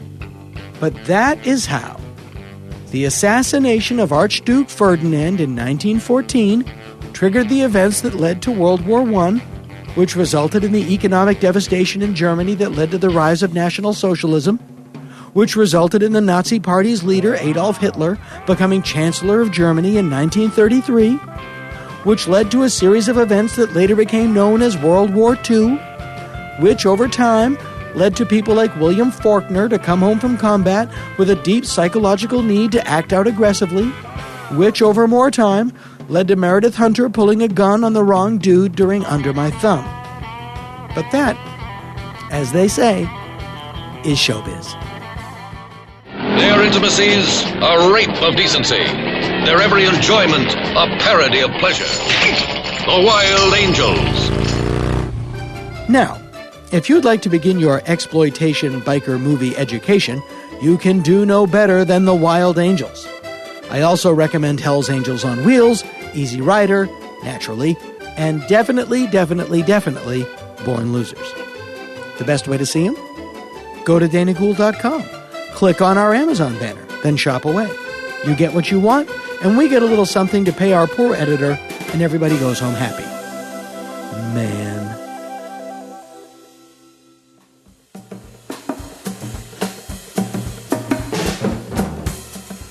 There was a guy, one of those guys, came very poor town in California, not a lot of money, worked his ass off, went to college. At the college, there was like the cool guy frat. Yep. And he said, you know what, I'm not going to get in the cool guy frat. The cool people don't want me. I'm going to get the nerds and the misfits who have to work our asses off. I know what this is. And we're going to have our own frat. We'll call it the Orthogonians. Orthogonians, yes. And he worked his ass off, and he eventually went on to prove them all wrong by becoming president of the United States. And he was actually our first president to resign in disgrace because it was Richard Nixon, and he could not get over his hatred of those people. Couldn't. And when he got to the point where the only person that could take him down was himself, he picked up that gauntlet. It's like you never break that cycle. You're the president of the United States, and it's poor me. Poor me. My favorite part of the Nixon myth, and it says so much about him, was he courted Pat by driving her on dates with the cool alpha guys that were just like, I'll just make out with this chick, fuck it. And he was just, someday, Pat, I will. To his credit, he would watch them fucking jack off. That is, so there was something. Pat was a little freaky. And I sprayed her Republican cloth coat. Imagine him hearing this. Imagine him hearing this. Well, I don't know. They're talking about what? Well, but the thing about Nixon is, that according to the latest Watergate tapes they just released, he was filthy. He was filthy. And also, but he also said really things like, he goes, okay, they're just born that way. Yeah. Like he didn't think that. Yeah. Well, again, it's so sad that Richard Nixon was the last truly progressive president we've ever had. True. EPA, Title IX for women's sports. And would throw his mother under a bus. When he would defeat his opponents, he wouldn't defeat them. He would annihilate them. Yeah. Burn the village down, salt the earth so that nothing can ever. It was And he would brutal. just simply say, like, I had to win. And what he didn't realize is, it's physics. For every action, there is an equal and opposite reaction. And if you make enough enemies, the time will come where you need an ally. And if you don't have any, the reason Barney Frank remained in Congress after he was caught with a male prostitute. Yeah. Running a male prostitute ring, basically. And Anthony Weiner was thrown out on his ear after he texted a picture of his cock to somebody. Right. Because Barney Frank had friends. Yeah. And Anthony Weiner did not. Not only did he not have friends, didn't want them. Yeah. Like having friends annoyed him. Yeah. Because it got in the way of his ambition. Yeah. As they said, the most dangerous place in Washington was to get between Anthony Weiner and a camera lens. Oh, wow. I never heard that. That's great. And it was just one of those things where you reap what you sow. And these sayings last for a reason. Yeah. It was exactly that. It was like he needed friends, Nixon, whose career was built on building enemies.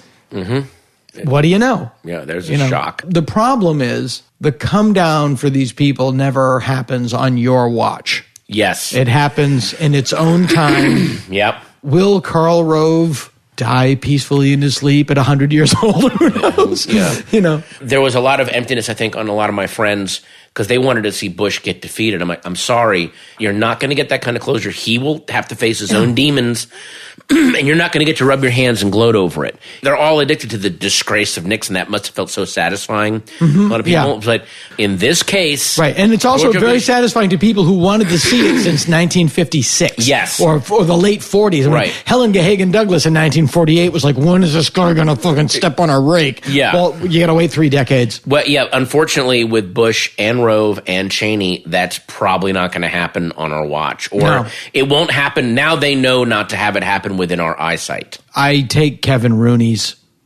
view of politics. It's like, who do I want, the shit or the chocolate covered shit?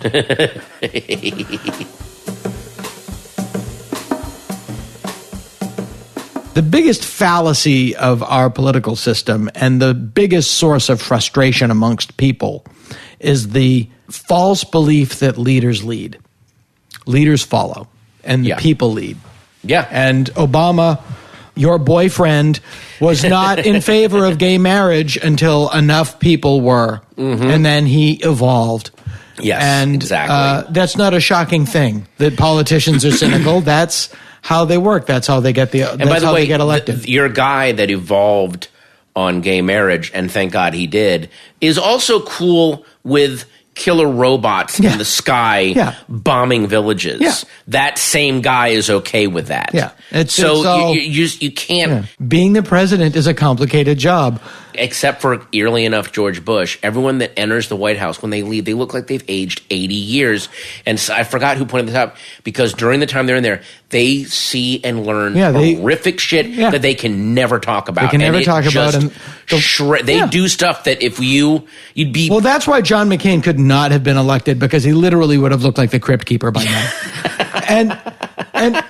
And it would be left for his skull on a stick. Our first lady, Lindsey Graham, would have then had to take over. I don't know why everyone's so upset about it is interesting how Bill Clinton took his ex-presidency and formed the Clinton Initiative and dedicated a lot of time to fucking women on private jets. That is true. Jimmy Carter builds houses for poor people. Pappy Bush does amazing stuff and does face down the NRA when they were talking about shooting federal aid, and teams up with Clinton to go do stuff. George H.W. Bush is a solid citizen. Yeah. And you could say what you want about the shitty way he defeated, the way he ground Michael Dukakis into the dirt. Yeah. And he did give us Clarence Thomas, the historically worst Supreme Court justice. But yeah, he has done a lot of other stuff, and also didn't think it was a good idea to go to Iraq. Right, because he knew better. But he was not asked for his opinion by his son. George W. Bush has gone on to paint clowns. And by the way, it was even creepier about W. Even Ronald Reagan, when he left office and he was having Alzheimer's problem, still had a lot of arguments with bread. Did speaking engagements. Mm-hmm. But George W. Bush has shown his face nowhere. There's something a little eerie about 8 years on, and he has literally not made a peep. I don't like to rag on specific political leaders of any stripe because it is shades of gray. Mm-hmm. I mean, you can say that the Bush administration from 2000 to 2008 was an extremely inefficient, inept administration. And I think that even a lot of conservatives say that. Yeah. I don't think that conservatives are evil and liberals are geniuses. Right. And as I've said, I've met Michael Moore and I've met Charlton Heston, and I would much rather hang out with Charlton Heston. In my high school, there was basically two castes. There were the jocks and the burnouts. Yeah. The burnouts were the hippies, and they did a lot of denim, sleeveless denim coats. Right. There was no cool area. Mm-hmm. You were just a jerk. Yeah. That's kind of like what I was. I'll just make fun of everybody and watch Star Trek at 6 on Channel 56. Who was the hot shit in your high school, in your class? Oh, man. I was always a theater guy and Doomed. Yeah, doomed. But I was friends with a lot of sports guys because I played sports a little bit, but I was terrible. We had kind of a small class because back in the year before my freshman year, a guy got shot on our school grounds. And Jesus. It was this weird thing where you had peaceful... In Portland or outside of Portland? In Portland. And it was a peaceful place, but you had twofold. You had gangs moving up from Los Angeles recruiting disenfranchised black youth, and then you had a guy named Metzger who was kind of recruiting disenfranchised white youth for the skinheads. And so you had this element of Did they have a booth? A lot of people... At the county fair. Yeah. No. What was the white supremacy pamphlets?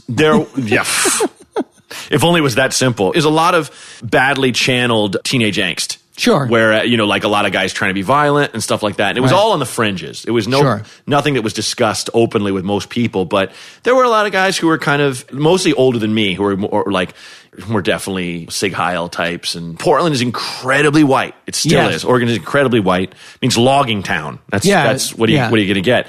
There's two books that you can read. Most books you can think, you can read this in a dump. Mm-hmm. The history of black lumberjacks, you can read that in a pee. Yeah. And the wit and wisdom of Henry Rollins, you can also take down in one solid piss.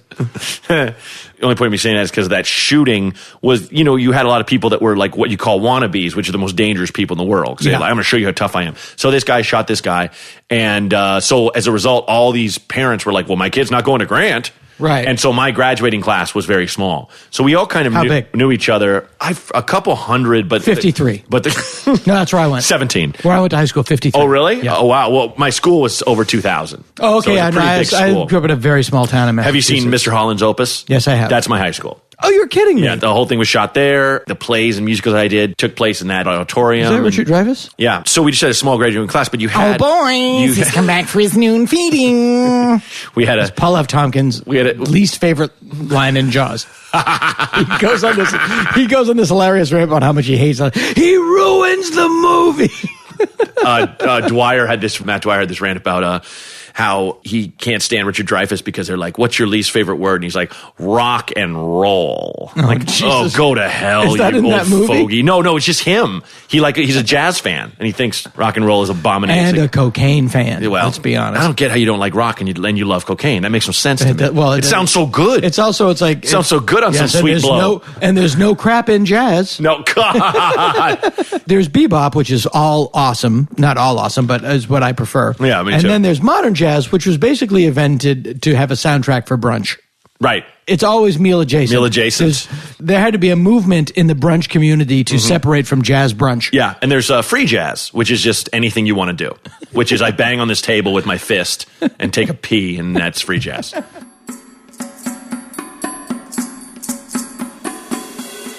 The head of the drama department would routinely get our like sports stars and stuff to play roles. Oh, that's in cool. These things. So it was like it was an active integration. So you had And they these did guys. it. That's pretty They cool. loved it, and it got people to shows. It was really genius, but it was always roles like funny thing on the way happened the way to the forum. I played Pseudolus, and there's a character in that who's like this conquering Roman general. I forget what his name was, but it's like let's get Aaron Bond, my friend who was like a football star. He's let's get him as that guy. You're saying it's so funny. In my high school, the jocks that would not go near. It was literally one word: theater queer. Of course. You couldn't say theater without it. So tonight we're going to the theater queer. The theater. I'm sorry, I'm just used to saying queer. Yeah. And nary the twain did meet. Then I go to college, and I went to UMass Amherst, but I became friends with, who's now a pretty well-known actor out here, John Michael Higgins. Yes. As he was then known, Mike Higgins. And we were walking across the Amherst College quad one day. And Mike's a great guy and was big in theater. And this jock guy walks by the quad and he just sees Mike and he goes, "Ferg." Nice. And Mike goes, who, for the record, not that it matters, is not gay. But he goes, "So?" Oh, good answer. And the guy had no comeback.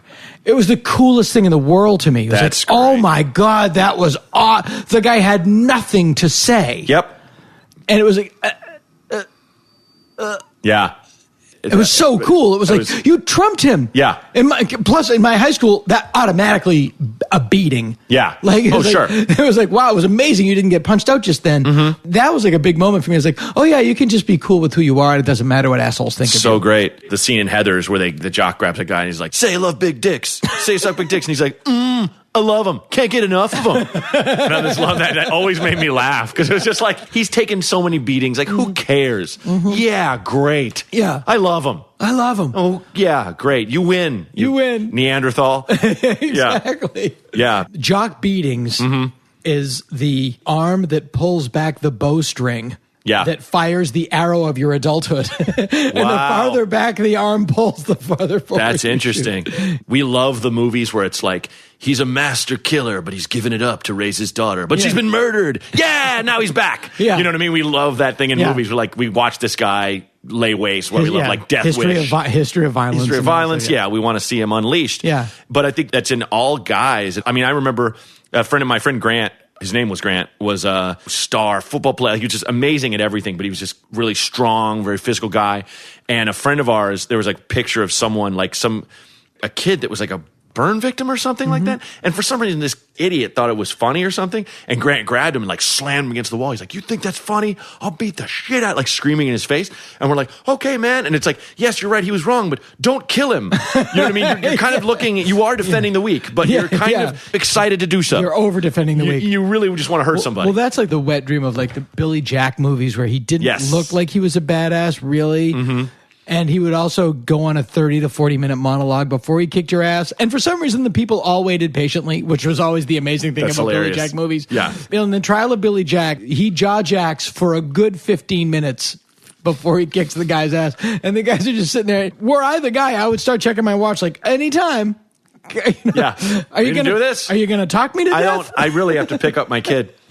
My kid's got a thing. We have to fight. We got to do it now.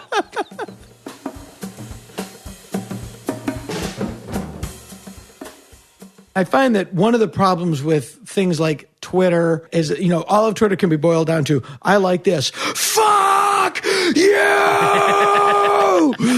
Yeah. And I don't need to fill my life with that. Even before I went on Twitter, I got a preview of what Twitter was going to be like. I did 2 interviews with the Onions AV Club. One of them, an album had come out, and we talked for a long time. And there were certain things that I talked about that I liked and certain things I thought were bullshit. And we're just going back and forth in this interview. And just I'm being my kind of snarky about some stuff. And there were maybe 150 comments. Kind of Snarky was the title of the album. Yeah. And the comments were, I can take this guy or leave him. He's kind of funny. Fine. Then about a year later, I was doing a little mini film festival at the New Beverly, and they said, hey, can we interview for this for the local one, the local AV club, because it's an event coming. I was like, sure. And the day they called me, I had the worst stomach flu. And I said, look, I'll talk to you as long as my voice holds out, but my voice is going to go, and let's just talk. So I was showing 4 nights of movies that I liked. So I just talk about, I like these movies. This one I like, and because of this, and I like this one because of this.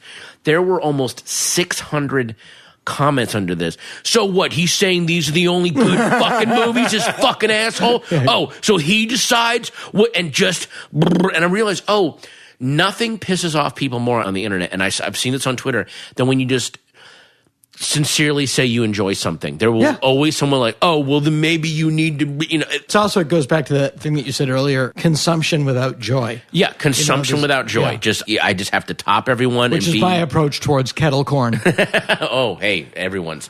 But yeah, so there's a lot of on Twitter, especially Twitter and its offshoots. I just think that Salon, HuffPo, all those are just basically longer Twitters. It's just a longer Twitter feed now.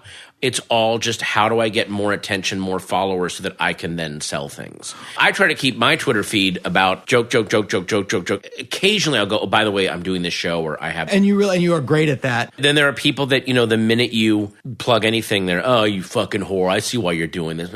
Why do you think I got it? What are you talking about?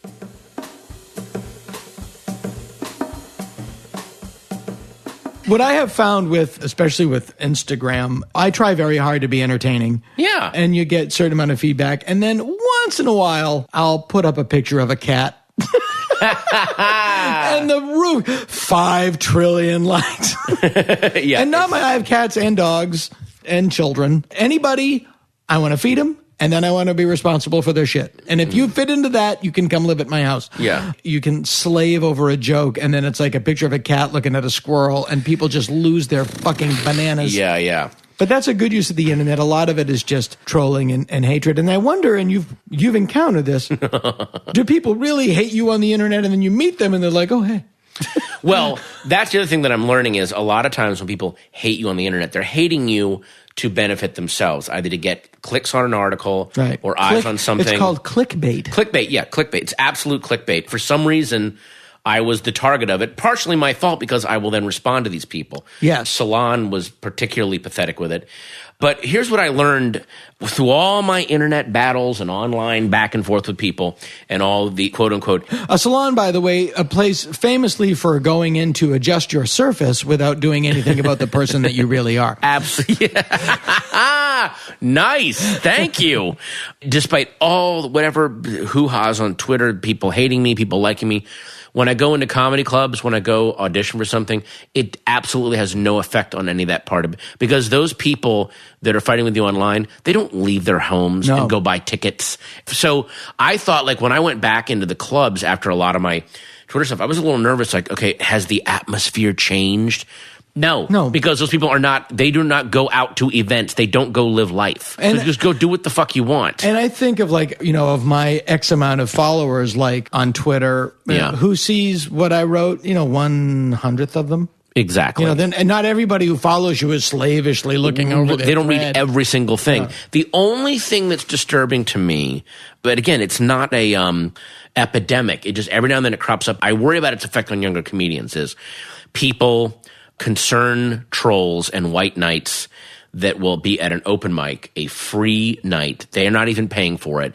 And someone says something because they're trying a joke and it either fails or comes out wrong, and they write a screed demanding an apology. And if you're not allowed as an artist to fuck up while you're developing something, that'd be like someone writing a novel and the public is allowed to literally read your pages as they come off and go, that's bullshit. The one thing that you and I have had that I think a lot of young comedians are not going to get allowed to, we were allowed to toil in obscurity. Yes. We were given the gift of years. Well, thanks to my management, I'm still allowed to toil in obscurity. But like there was shit that I did on stage, looks that I tried out, approaches I tried out that if they were somehow preserved looks that I on tried out. Honestly, on I know. camera, they I would was just mod be for 2 fucking years. With the shirt tied around the waist and the sleeves rolled up. Like, it just pathetic. If that was And yet, every look had the same name, Smooth Criminal. Smooth Criminal. Hell yeah. But like you should. How are you dressing? Smooth Criminal. How are you dressing? Well, it's a funeral. Young comedians now, because they think that they would tweet out or they would CC you on a mailing list about an open mic they were doing, and I would think, keep that shit quiet. Yeah, don't. Enjoy your years of getting to develop and do all your fuck ups without people judging it, because you can really screw yourself up. And what's interesting is with all that, apology culture, it is important to separate yourself from that. Somebody who did something really amazing, Natasha Leggero. The fucking best. So great. Yeah. You offended somebody and said, nah, I'm not going to apologize. I think they're fine. And the next day, the sun came out like exactly when it was supposed to. And by the way, the person who was demanding the apology, she made a comment about the SpaghettiOs company tweeted a thing for D-Day or Veterans Day. It's one of their little SpaghettiOs holding up a flag like for the dead or something, or maybe it was Memorial Day, but it was so inappropriate, like these are dead soldiers. First off, people were taking that like someone did the SpaghettiO, but he's kneeling in front of the Kent State victims, like, and then someone did like the Hindenburg with the SpaghettiO in front, like every horrible thing you've ever seen. The SpaghettiO getting shot like Harvey Oswald. So she said, what was really terrible was these veterans, a lot of them, all they can eat now are SpaghettiOs because they're old. Yeah. And then the person that raised stink, I guarantee you, not a World War II veteran, probably doesn't even know one, just is white knighting and is so demanded an apology. And she's like, I'm sure these guys they face down the Nazi horde. Yeah. They can take my fucking joke. Yeah. And also they fought for the freedom to make jokes like that, you idiot. So, and she just refused to apologize. She goes, I'm not apologizing. Right. Yeah, because, and by the way, and she also pointed out, it's fucking insulting to them. Yeah. For you to go, these poor old, I bet any of those veterans would go, fuck you, I don't need your fucking help.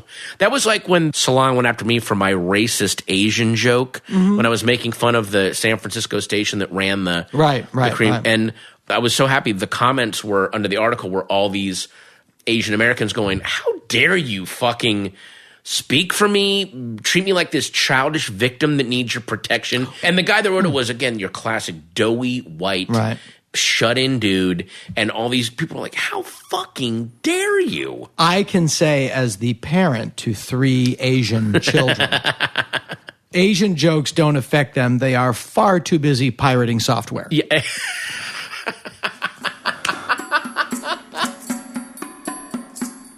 Paul Kozlowski has a great joke about going back in his hometown and getting pulled over. It's all the thugs in his high school are now the cops in town. Oh, God, yeah. And like, you know why I pulled you over? No, because you suck. I say, having a brother who's a cop, like there's a lot of, and he's okay, my brother, but it's like, there's a lot of just angry high school, like, oh, now I have authority. Yeah. Well, I went back to my 20-year reunion. There's a guy who's kind of just prattling on about this job he's working in, some kind of manufacturing tech stuff, and just droning, and you're like, okay. And then Grant, the guy I mentioned before, who now has 5 kids, and he's like, not for nothing, but didn't that guy annoy me so bad I almost want to kick his ass back in high school? I'm like, yeah, you're right. And he was just like, same guy. Just like, yeah, he's still insufferable. The guy has no interest in what you have to say. Sure. But he's going to go on and on and on about his cool job. And so it wasn't so much the meatheads that didn't wise up. And they all did. There's a weird need to cut you down because you specifically, because you've gone on and you're in Hollywood now and you're having success. But he was always the kind of guy that never got out of his shell. You know, I feel like I've always had, at least I like to think I've always had that thing of where I can make fun of myself. Right. And that always diffuses everything. You know? And like the thing of fag, so it's like, oh, wait. Yeah, it's so amazing. That was such a crazy moment. That was so cool. So great. Like, now what do you got? Uh-huh. Your point being? Right. And that guy now is probably like the ambassador to Turkey. Sure. Because he was at Amherst. I think that your socialization in high school sets the pattern for your life. Whoever you are in high school, that a large, inordinate chunk of your adult life is in direct reaction to that. Right. And I don't know what it is about being 15 that plants such a deep and profound flag post in your psyche. Nobody goes, yeah, my high school was terrible. And then, so I went to college and I figured out, like, no.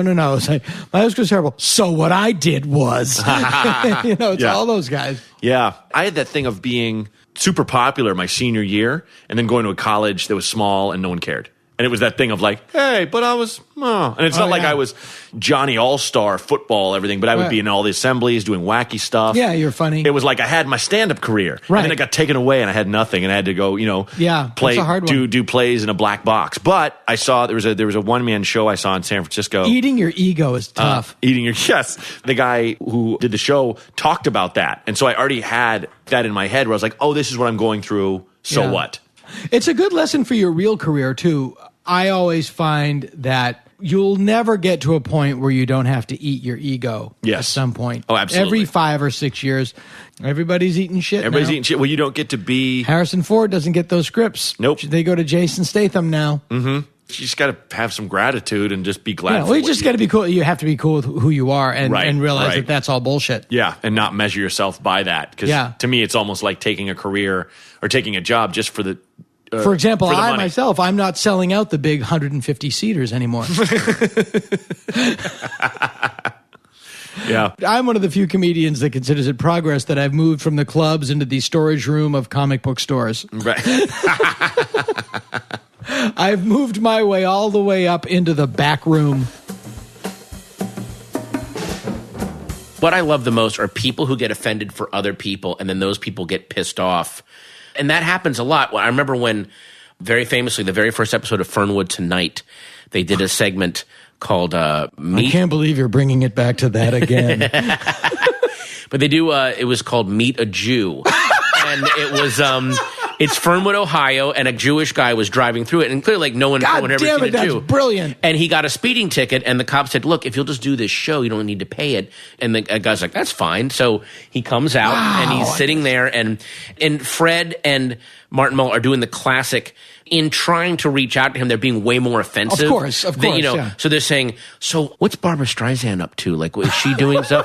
And he goes, well, I mean, I don't know what she's doing next. I certainly am a fan of her work. And then Fred goes, you guys must be so proud of her. And it's just, again, so they got all these letters from the ACLU and the League of Catholic, like, that was so racist and derogatory and horrible. And then they get a letter from the Anti-Defamation League going, that was brilliant. Yeah, exactly. We loved that. And that's this weird pattern now, way more now that, because Twitter, getting offended on other people's behalfs without checking with them first. Again, when you get offended on someone else's behalf, you are infantilizing them and making them into victims. Well, that was the whole thing of Jerry's kids, when the kids with muscular dystrophy, so like, I would rather not be identified as your kid that needs to be protected by you. To which he did not know how to handle it. I mean, you can say what you want about whether or not it came from a good place, but people are allowed their humanity, and people are allowed.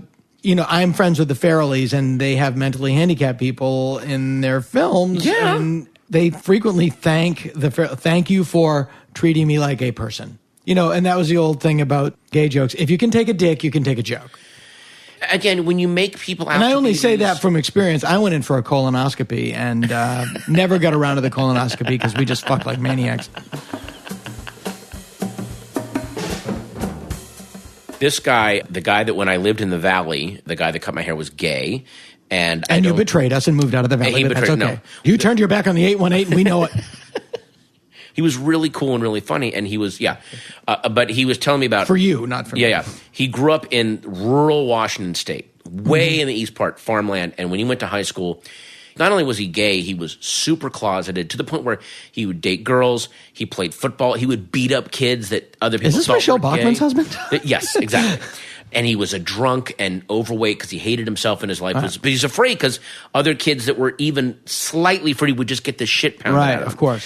Then he moved to L.A., came out, told his parents. Parents were like, yeah, we knew. Yeah, no shit. And now he could not be happier. Goes back. Or gayer. Yeah, or gayer. And he goes back to his hometown. He has a nephew who's going to the same high school he went to who's openly gay. Right.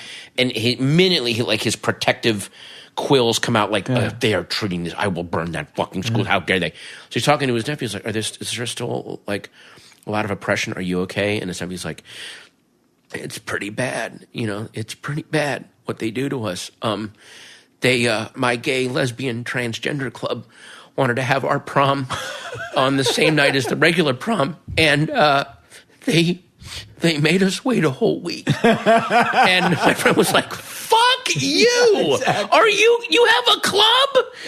Yeah, Keep it in perspective. Yeah, my 12-year-old recently said this has been the worst summer ever because she only went to horse camp for 2 weeks. Oh, my God. In Montana.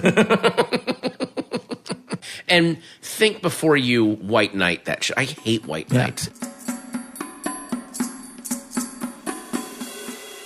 One of the best lessons I ever learned was there's a comic in Chicago that was pretty shitty. One of those guys you're just like, why does he keep doing it? He never does well, and it's never even interesting. And he was doing a bit about how Gatorade has all these flavors now. Fierce lime. What the hell's so fierce about a lime? And someone next to me against the wall, another comic just goes, that's what makes you mad? Really? And I'm like, wow, that's it. You need some truth in comedy. Talk about what really makes you angry, whatever it is. My other favorite one was, well, hey, every time a plane crashes, they take up the black box. Why don't they make the plane out of this stuff? Because it would be too heavy to fly. yeah. There's an instant answer to your question. That would be physics. That is the question. That's a question for a very bright 7-year-old. The other big one of its time was hey, Reagan had cancer in his asshole. Bush had cancer on his finger. What's that tell you? Nothing. You don't catch cancer like poison ivy. You don't. It doesn't tell us anything. Yeah. Again, you talk about like women's rights. There were bits in comedy in Boston in the 80s. Yes. When I was starting out, that today would be classified as hate speech. Absolutely. And a couple of them is, one guy had this bit about, this was his joke. Boy, George, do you really want to hurt me? I'd like to drop your faggot ass off in Roxbury, pal. Roxbury being the black neighborhood. Oh, like, wow. And then the reaction That's from a twofer. And the reaction would be, like you can't hear it because people are instantly carving a statue of him in marble. Oh, yeah. But these were just people's jokes that they would do. Right. And people went bananas. Sure. And that was only 30 years ago. Mm-hmm. That's that thuggish comedy. Mm-hmm. It's discomfort in the loss of the control of the status quo. Yeah. It's what it comes down to, where it's just like, I'm tired of all these terms. I gotta, blah, blah. Yeah.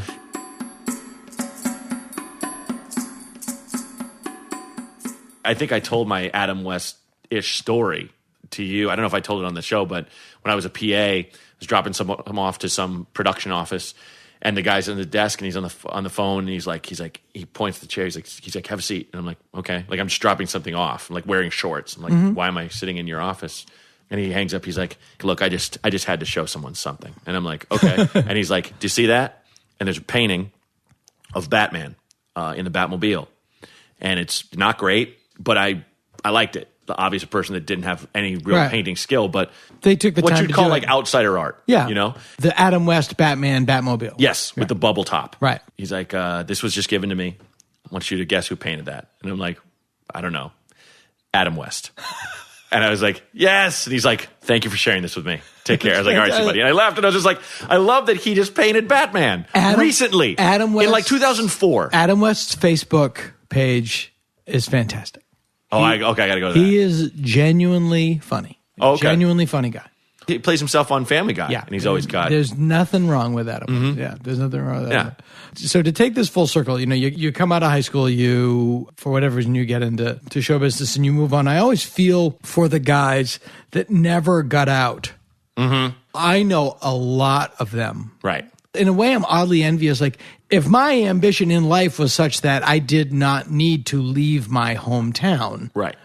And it wasn't based on all of these show business milestones that I could just like, no, if my ambition, is I love my hometown. I love my friends. I want to live here forever. I want to raise my family here. I don't, my job is I do this. I like doing this. There's like simplicity to it that would be somewhat of a great relief. Like I always envy Stephen King in like his life. Yes. Like he lives in Maine. He gets up, he writes for 6 hours, takes a walk, watches the ball game. Yeah. Gets run over. Yeah, sadly. Typical day.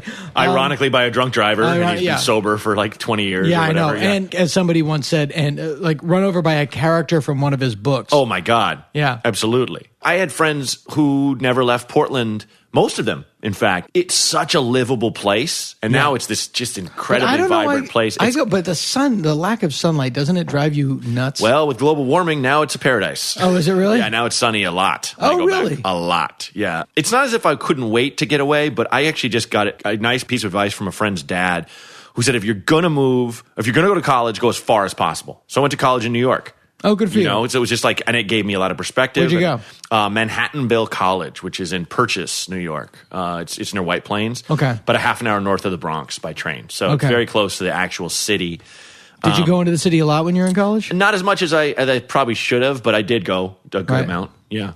I was like a broke college student. There wasn't much Right. for me to do besides wander around, get a haircut, and go to the library and go back. Was New York sketchier then? Or Yes. Yeah. Times Square was still Times Square. Yeah. And, You try to describe that to people now, like, no, Times Square used to be really grim and dangerous. effed up. The Lower East Side was dangerous and sketchy, and we used to go to Kim's Video, and I think Kim's Video is going away. I think and it made me sad because I remember being in New York doing comedy down there in some place when I was in college. Take the bus, the train down from UMass, and literally, like, I saw a guy get his head kicked into a wall. Oof. Just like, there's like a bum leaning against the wall, and a guy walked up, just randomly booted his head into the wall. Oh, God. And I remember the noise, Oh, God. and I was like, welcome to New York. It's insane. Well, and I do remember I hung out with a bunch of guys that like grew up in the city and like, black and Puerto Rican dudes that were buddies of mine that we all went to college together. We go in the city and we would just go and stand on loading docks in the Lower East Side and just like drinking beers and smoking weed with cops just driving by. And since Giuliani came into play, it's like you can never do that again. Right. But it was kind of one of those things was where under Dinkins. it was, it was kind of this thing of we're not hurting anyone. Right. We're just young idiots and we're not catcalling women. Yeah, those guys should be shutting down actual criminals. Right. We're not. Right. We're staying the night here. We're not driving home. Is marijuana decriminalized yet in the city? I don't think it is in New York. I don't know. A bunch of our friends are at High Plains Festival in Denver, and I was there last year, and I was just Ironically blown away. named. Yeah, right. I was blown away by the amount of people just out in this patio. You're not supposed to smoke weed out there, but they smoke weed. No one really cares. People just walking down the street, smoking a joint. This has been said before, and I've never smoked pot. Okay. I've never done anything. I've been drunk once. I had breakfast with a friend Eric Abrams. You know him? He works at Comedy Central. Sure, yeah. Great dude. And he was. I just mentioned that how we were talking about different substances and blah blah blah. I was like, he's like, what are you doing, Dana? I'm like, I'm doing this podcast. He's like, oh, cool. I mentioned how you'd only been drunk once. And he kind of this faraway look, like, wow. And I'm just like, yeah. Well, he just said he's got a lot of family members that were really into it. And I was like, yeah. I was on tour with Dana. He'll have like one beer and that's it. Yeah, there's no mystery to it. Right. But it is weird. Like when you go into town now, it's like they'll pick you up at the airport and they're like, you want to go to the dispensary? Like, yeah. What? No thanks. And I didn't even know that's what those green crosses were for. Yep. But I would much rather have a roommate that's a stoner than a guy that really liked a bottle of JD. Oh yeah, absolutely. There's not a lot of songs about the guys in the deep South who smoked a bowl and beat the fuck out of their kids. Yeah, it's usually some drunken asswipe. Mm-hmm. There's a couple of stories in my life where I really dodged a bullet on that one. There's a couple of stories, and this is one of them. It's 2 years ago. We were all in Hawaii with my then wife and my still children. Yes. And my in-laws. I'm glad you didn't say my children at the time. My children at the time. Dana, Jesus. No, we're all. And, what did you do? So we were there with our in-laws, my wife's sister and their family, and our kids are the same age. And my 10-year-old daughter at the time and her cousin took out these little paddle boats. And they were in the little lagoon. And then they went out into the beach and we were just paddle boats and talking. And suddenly we look up and they're about a half mile out. Jesus. And they're out by the breakers. Oh, yeah, God. Oh. And they just got boom. My kid's going to die. I just blank, just boom. Everybody panics. Wife calls 911. I run down to the lifeguard, and I'm literally like, those are my kids. And the guards are, yeah, we see them. We see them. And I'm like, no, boat.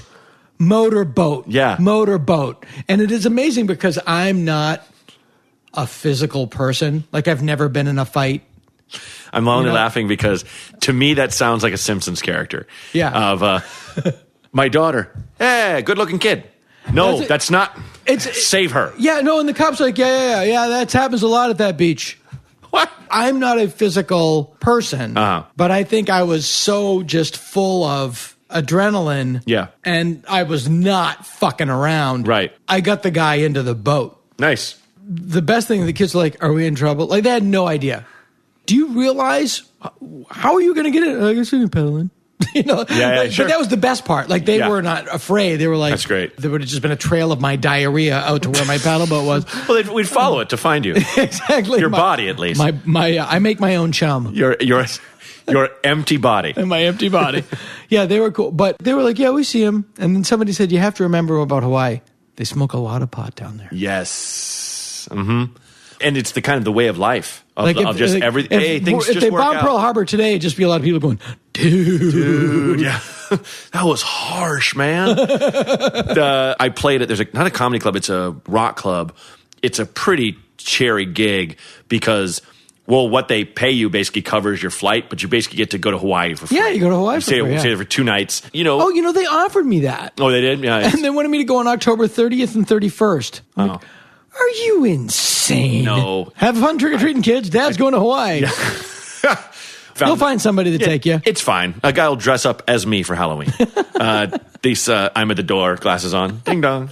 I talked to a couple employees. I found this great, one of the only, dive bars that locals go to on the Big Island, and was just hanging out. There were this young couple that had moved there. They're like, oh, we work at that club. It was our night off when you played. And I was like, oh, okay. He said, yeah, the owner has a hard time because so many people in that area are all related. It's just like, oh, hire my cousin, hire my brother. But the people, it's like, they'll show up an hour late, 2 hours late. It's just like, hey, man, it's island time. It's just everyone's kind of on this. Everybody's just easy because going. You probably could just survive on nothing in Hawaii. Just sleep on the beach. If you have someone that's working, is a friend of yours, borrow money, or whatever. It's like they don't have the onset of God's cold wrath that Chicago has, or they don't have it out here. If my car doesn't start, I might die. Right. See, that fascinates me, is how the difference between somebody growing up in Hawaii and just hanging out, and how somebody from Nebraska ends up in the Hells Angels. Yes. You move them to a different place and they would have been different. Mm-hmm. I'm going to find out how that happens. Let's go right now. Okay. Let's do it old school. Let's go to the library. Find it on microfiche. Microfiche. I'm going to check out some books on microfiche. Then I'm going to go home and see if there's a documentary about it on UHF.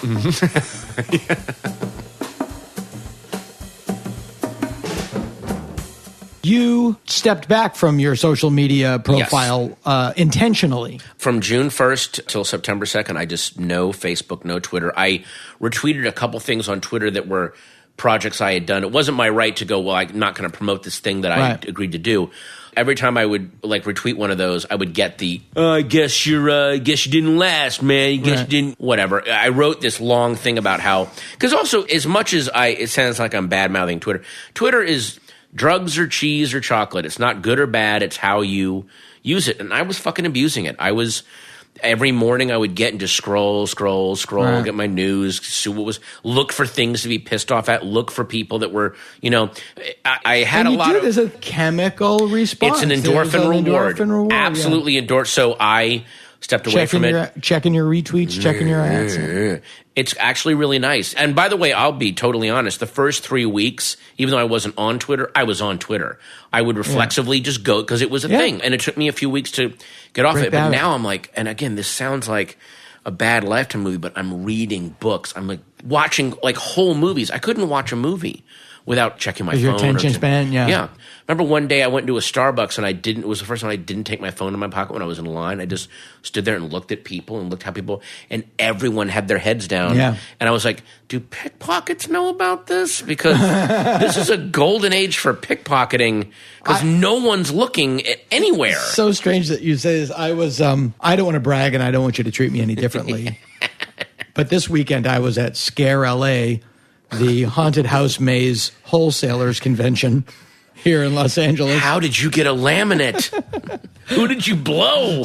I went with Scott Alexander, the screenwriter.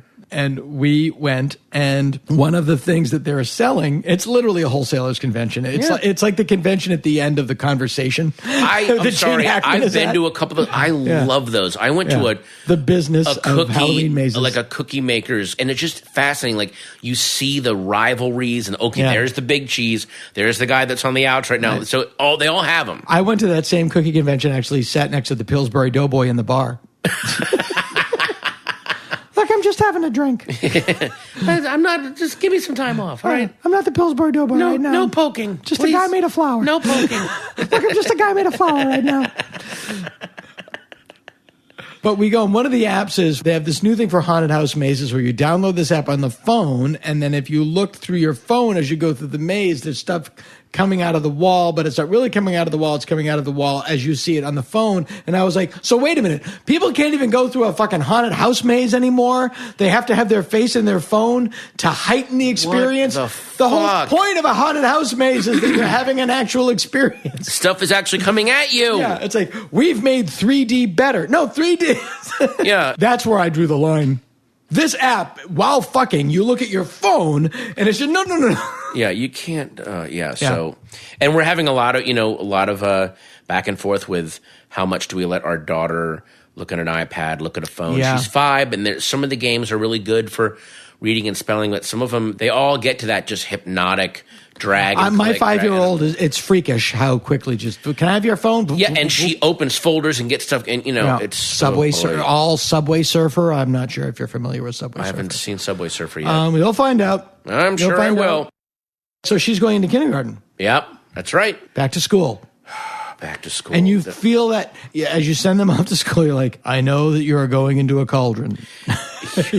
You are going into a social cauldron. And it is so funny as she's your oldest. Mm-hmm. So maybe not this year, but next year, I was like, Chelsea and I are fighting. Yeah, I'm sure. We've had a couple little things but they're still in that age where, like, May says that I'm Maleficent and she's Elsa, and I wanted to be Elsa. Well, then just all that stuff is so crucial. You tell May she's a fucking cunt. You can't. You gotta, because you also know. I don't want to raise her to be. I want to raise her to be kind and patient. I was in the store yesterday, and they had the big back to school section, and they had all these things of loose leaf paper, and my chest kind of tightened up because I remembered, like, when I was young, like, school's starting. I don't have any. I got to get loose leaf paper. What am I going to do? It's like, the fuck. There's that Proustian smell of school supplies. Yes. That is only trounced by the smell of a Halloween bag full of candy. Oh boy. Yeah. Yes. It just brings you back. But she will go through it because that's her job. Kurt Vonnegut, high school is the core experience of American life. That was his quote. It's the core experience. It's really true. And it all traces back to there one way or the other. I mean, but if you look at any presidency, we were talking about earlier, and their decisions on world matters go back to fucking high school. Mm-hmm. And also they said World War I or World War II was won on the cricket fields of Eton or something like that. It was all that shit. There's a quote from Elvis Costello that I'm trying to get, but I don't have reception, but it's not the flames that finally see your flesh corrupted. It's the small humiliations that your memory piles up. And I might be misquoting him. Damn. But I'll go back and do it. Yeah. Use that. Yeah, it's all just bloop, bloop,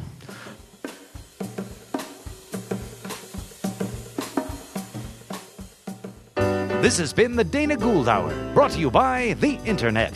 Music by Andy Paley, with Jake Posner behind the board. Produced by Jeff Fox. Graphic design and web production by Spencer Hunt and Segan Friend. Sound editing and post-production by Jalinda Palmer and Joe Napolitano. Hey, if you like the show, why don't you drop us a line at show@danagould.com. Tom Kenny speaking.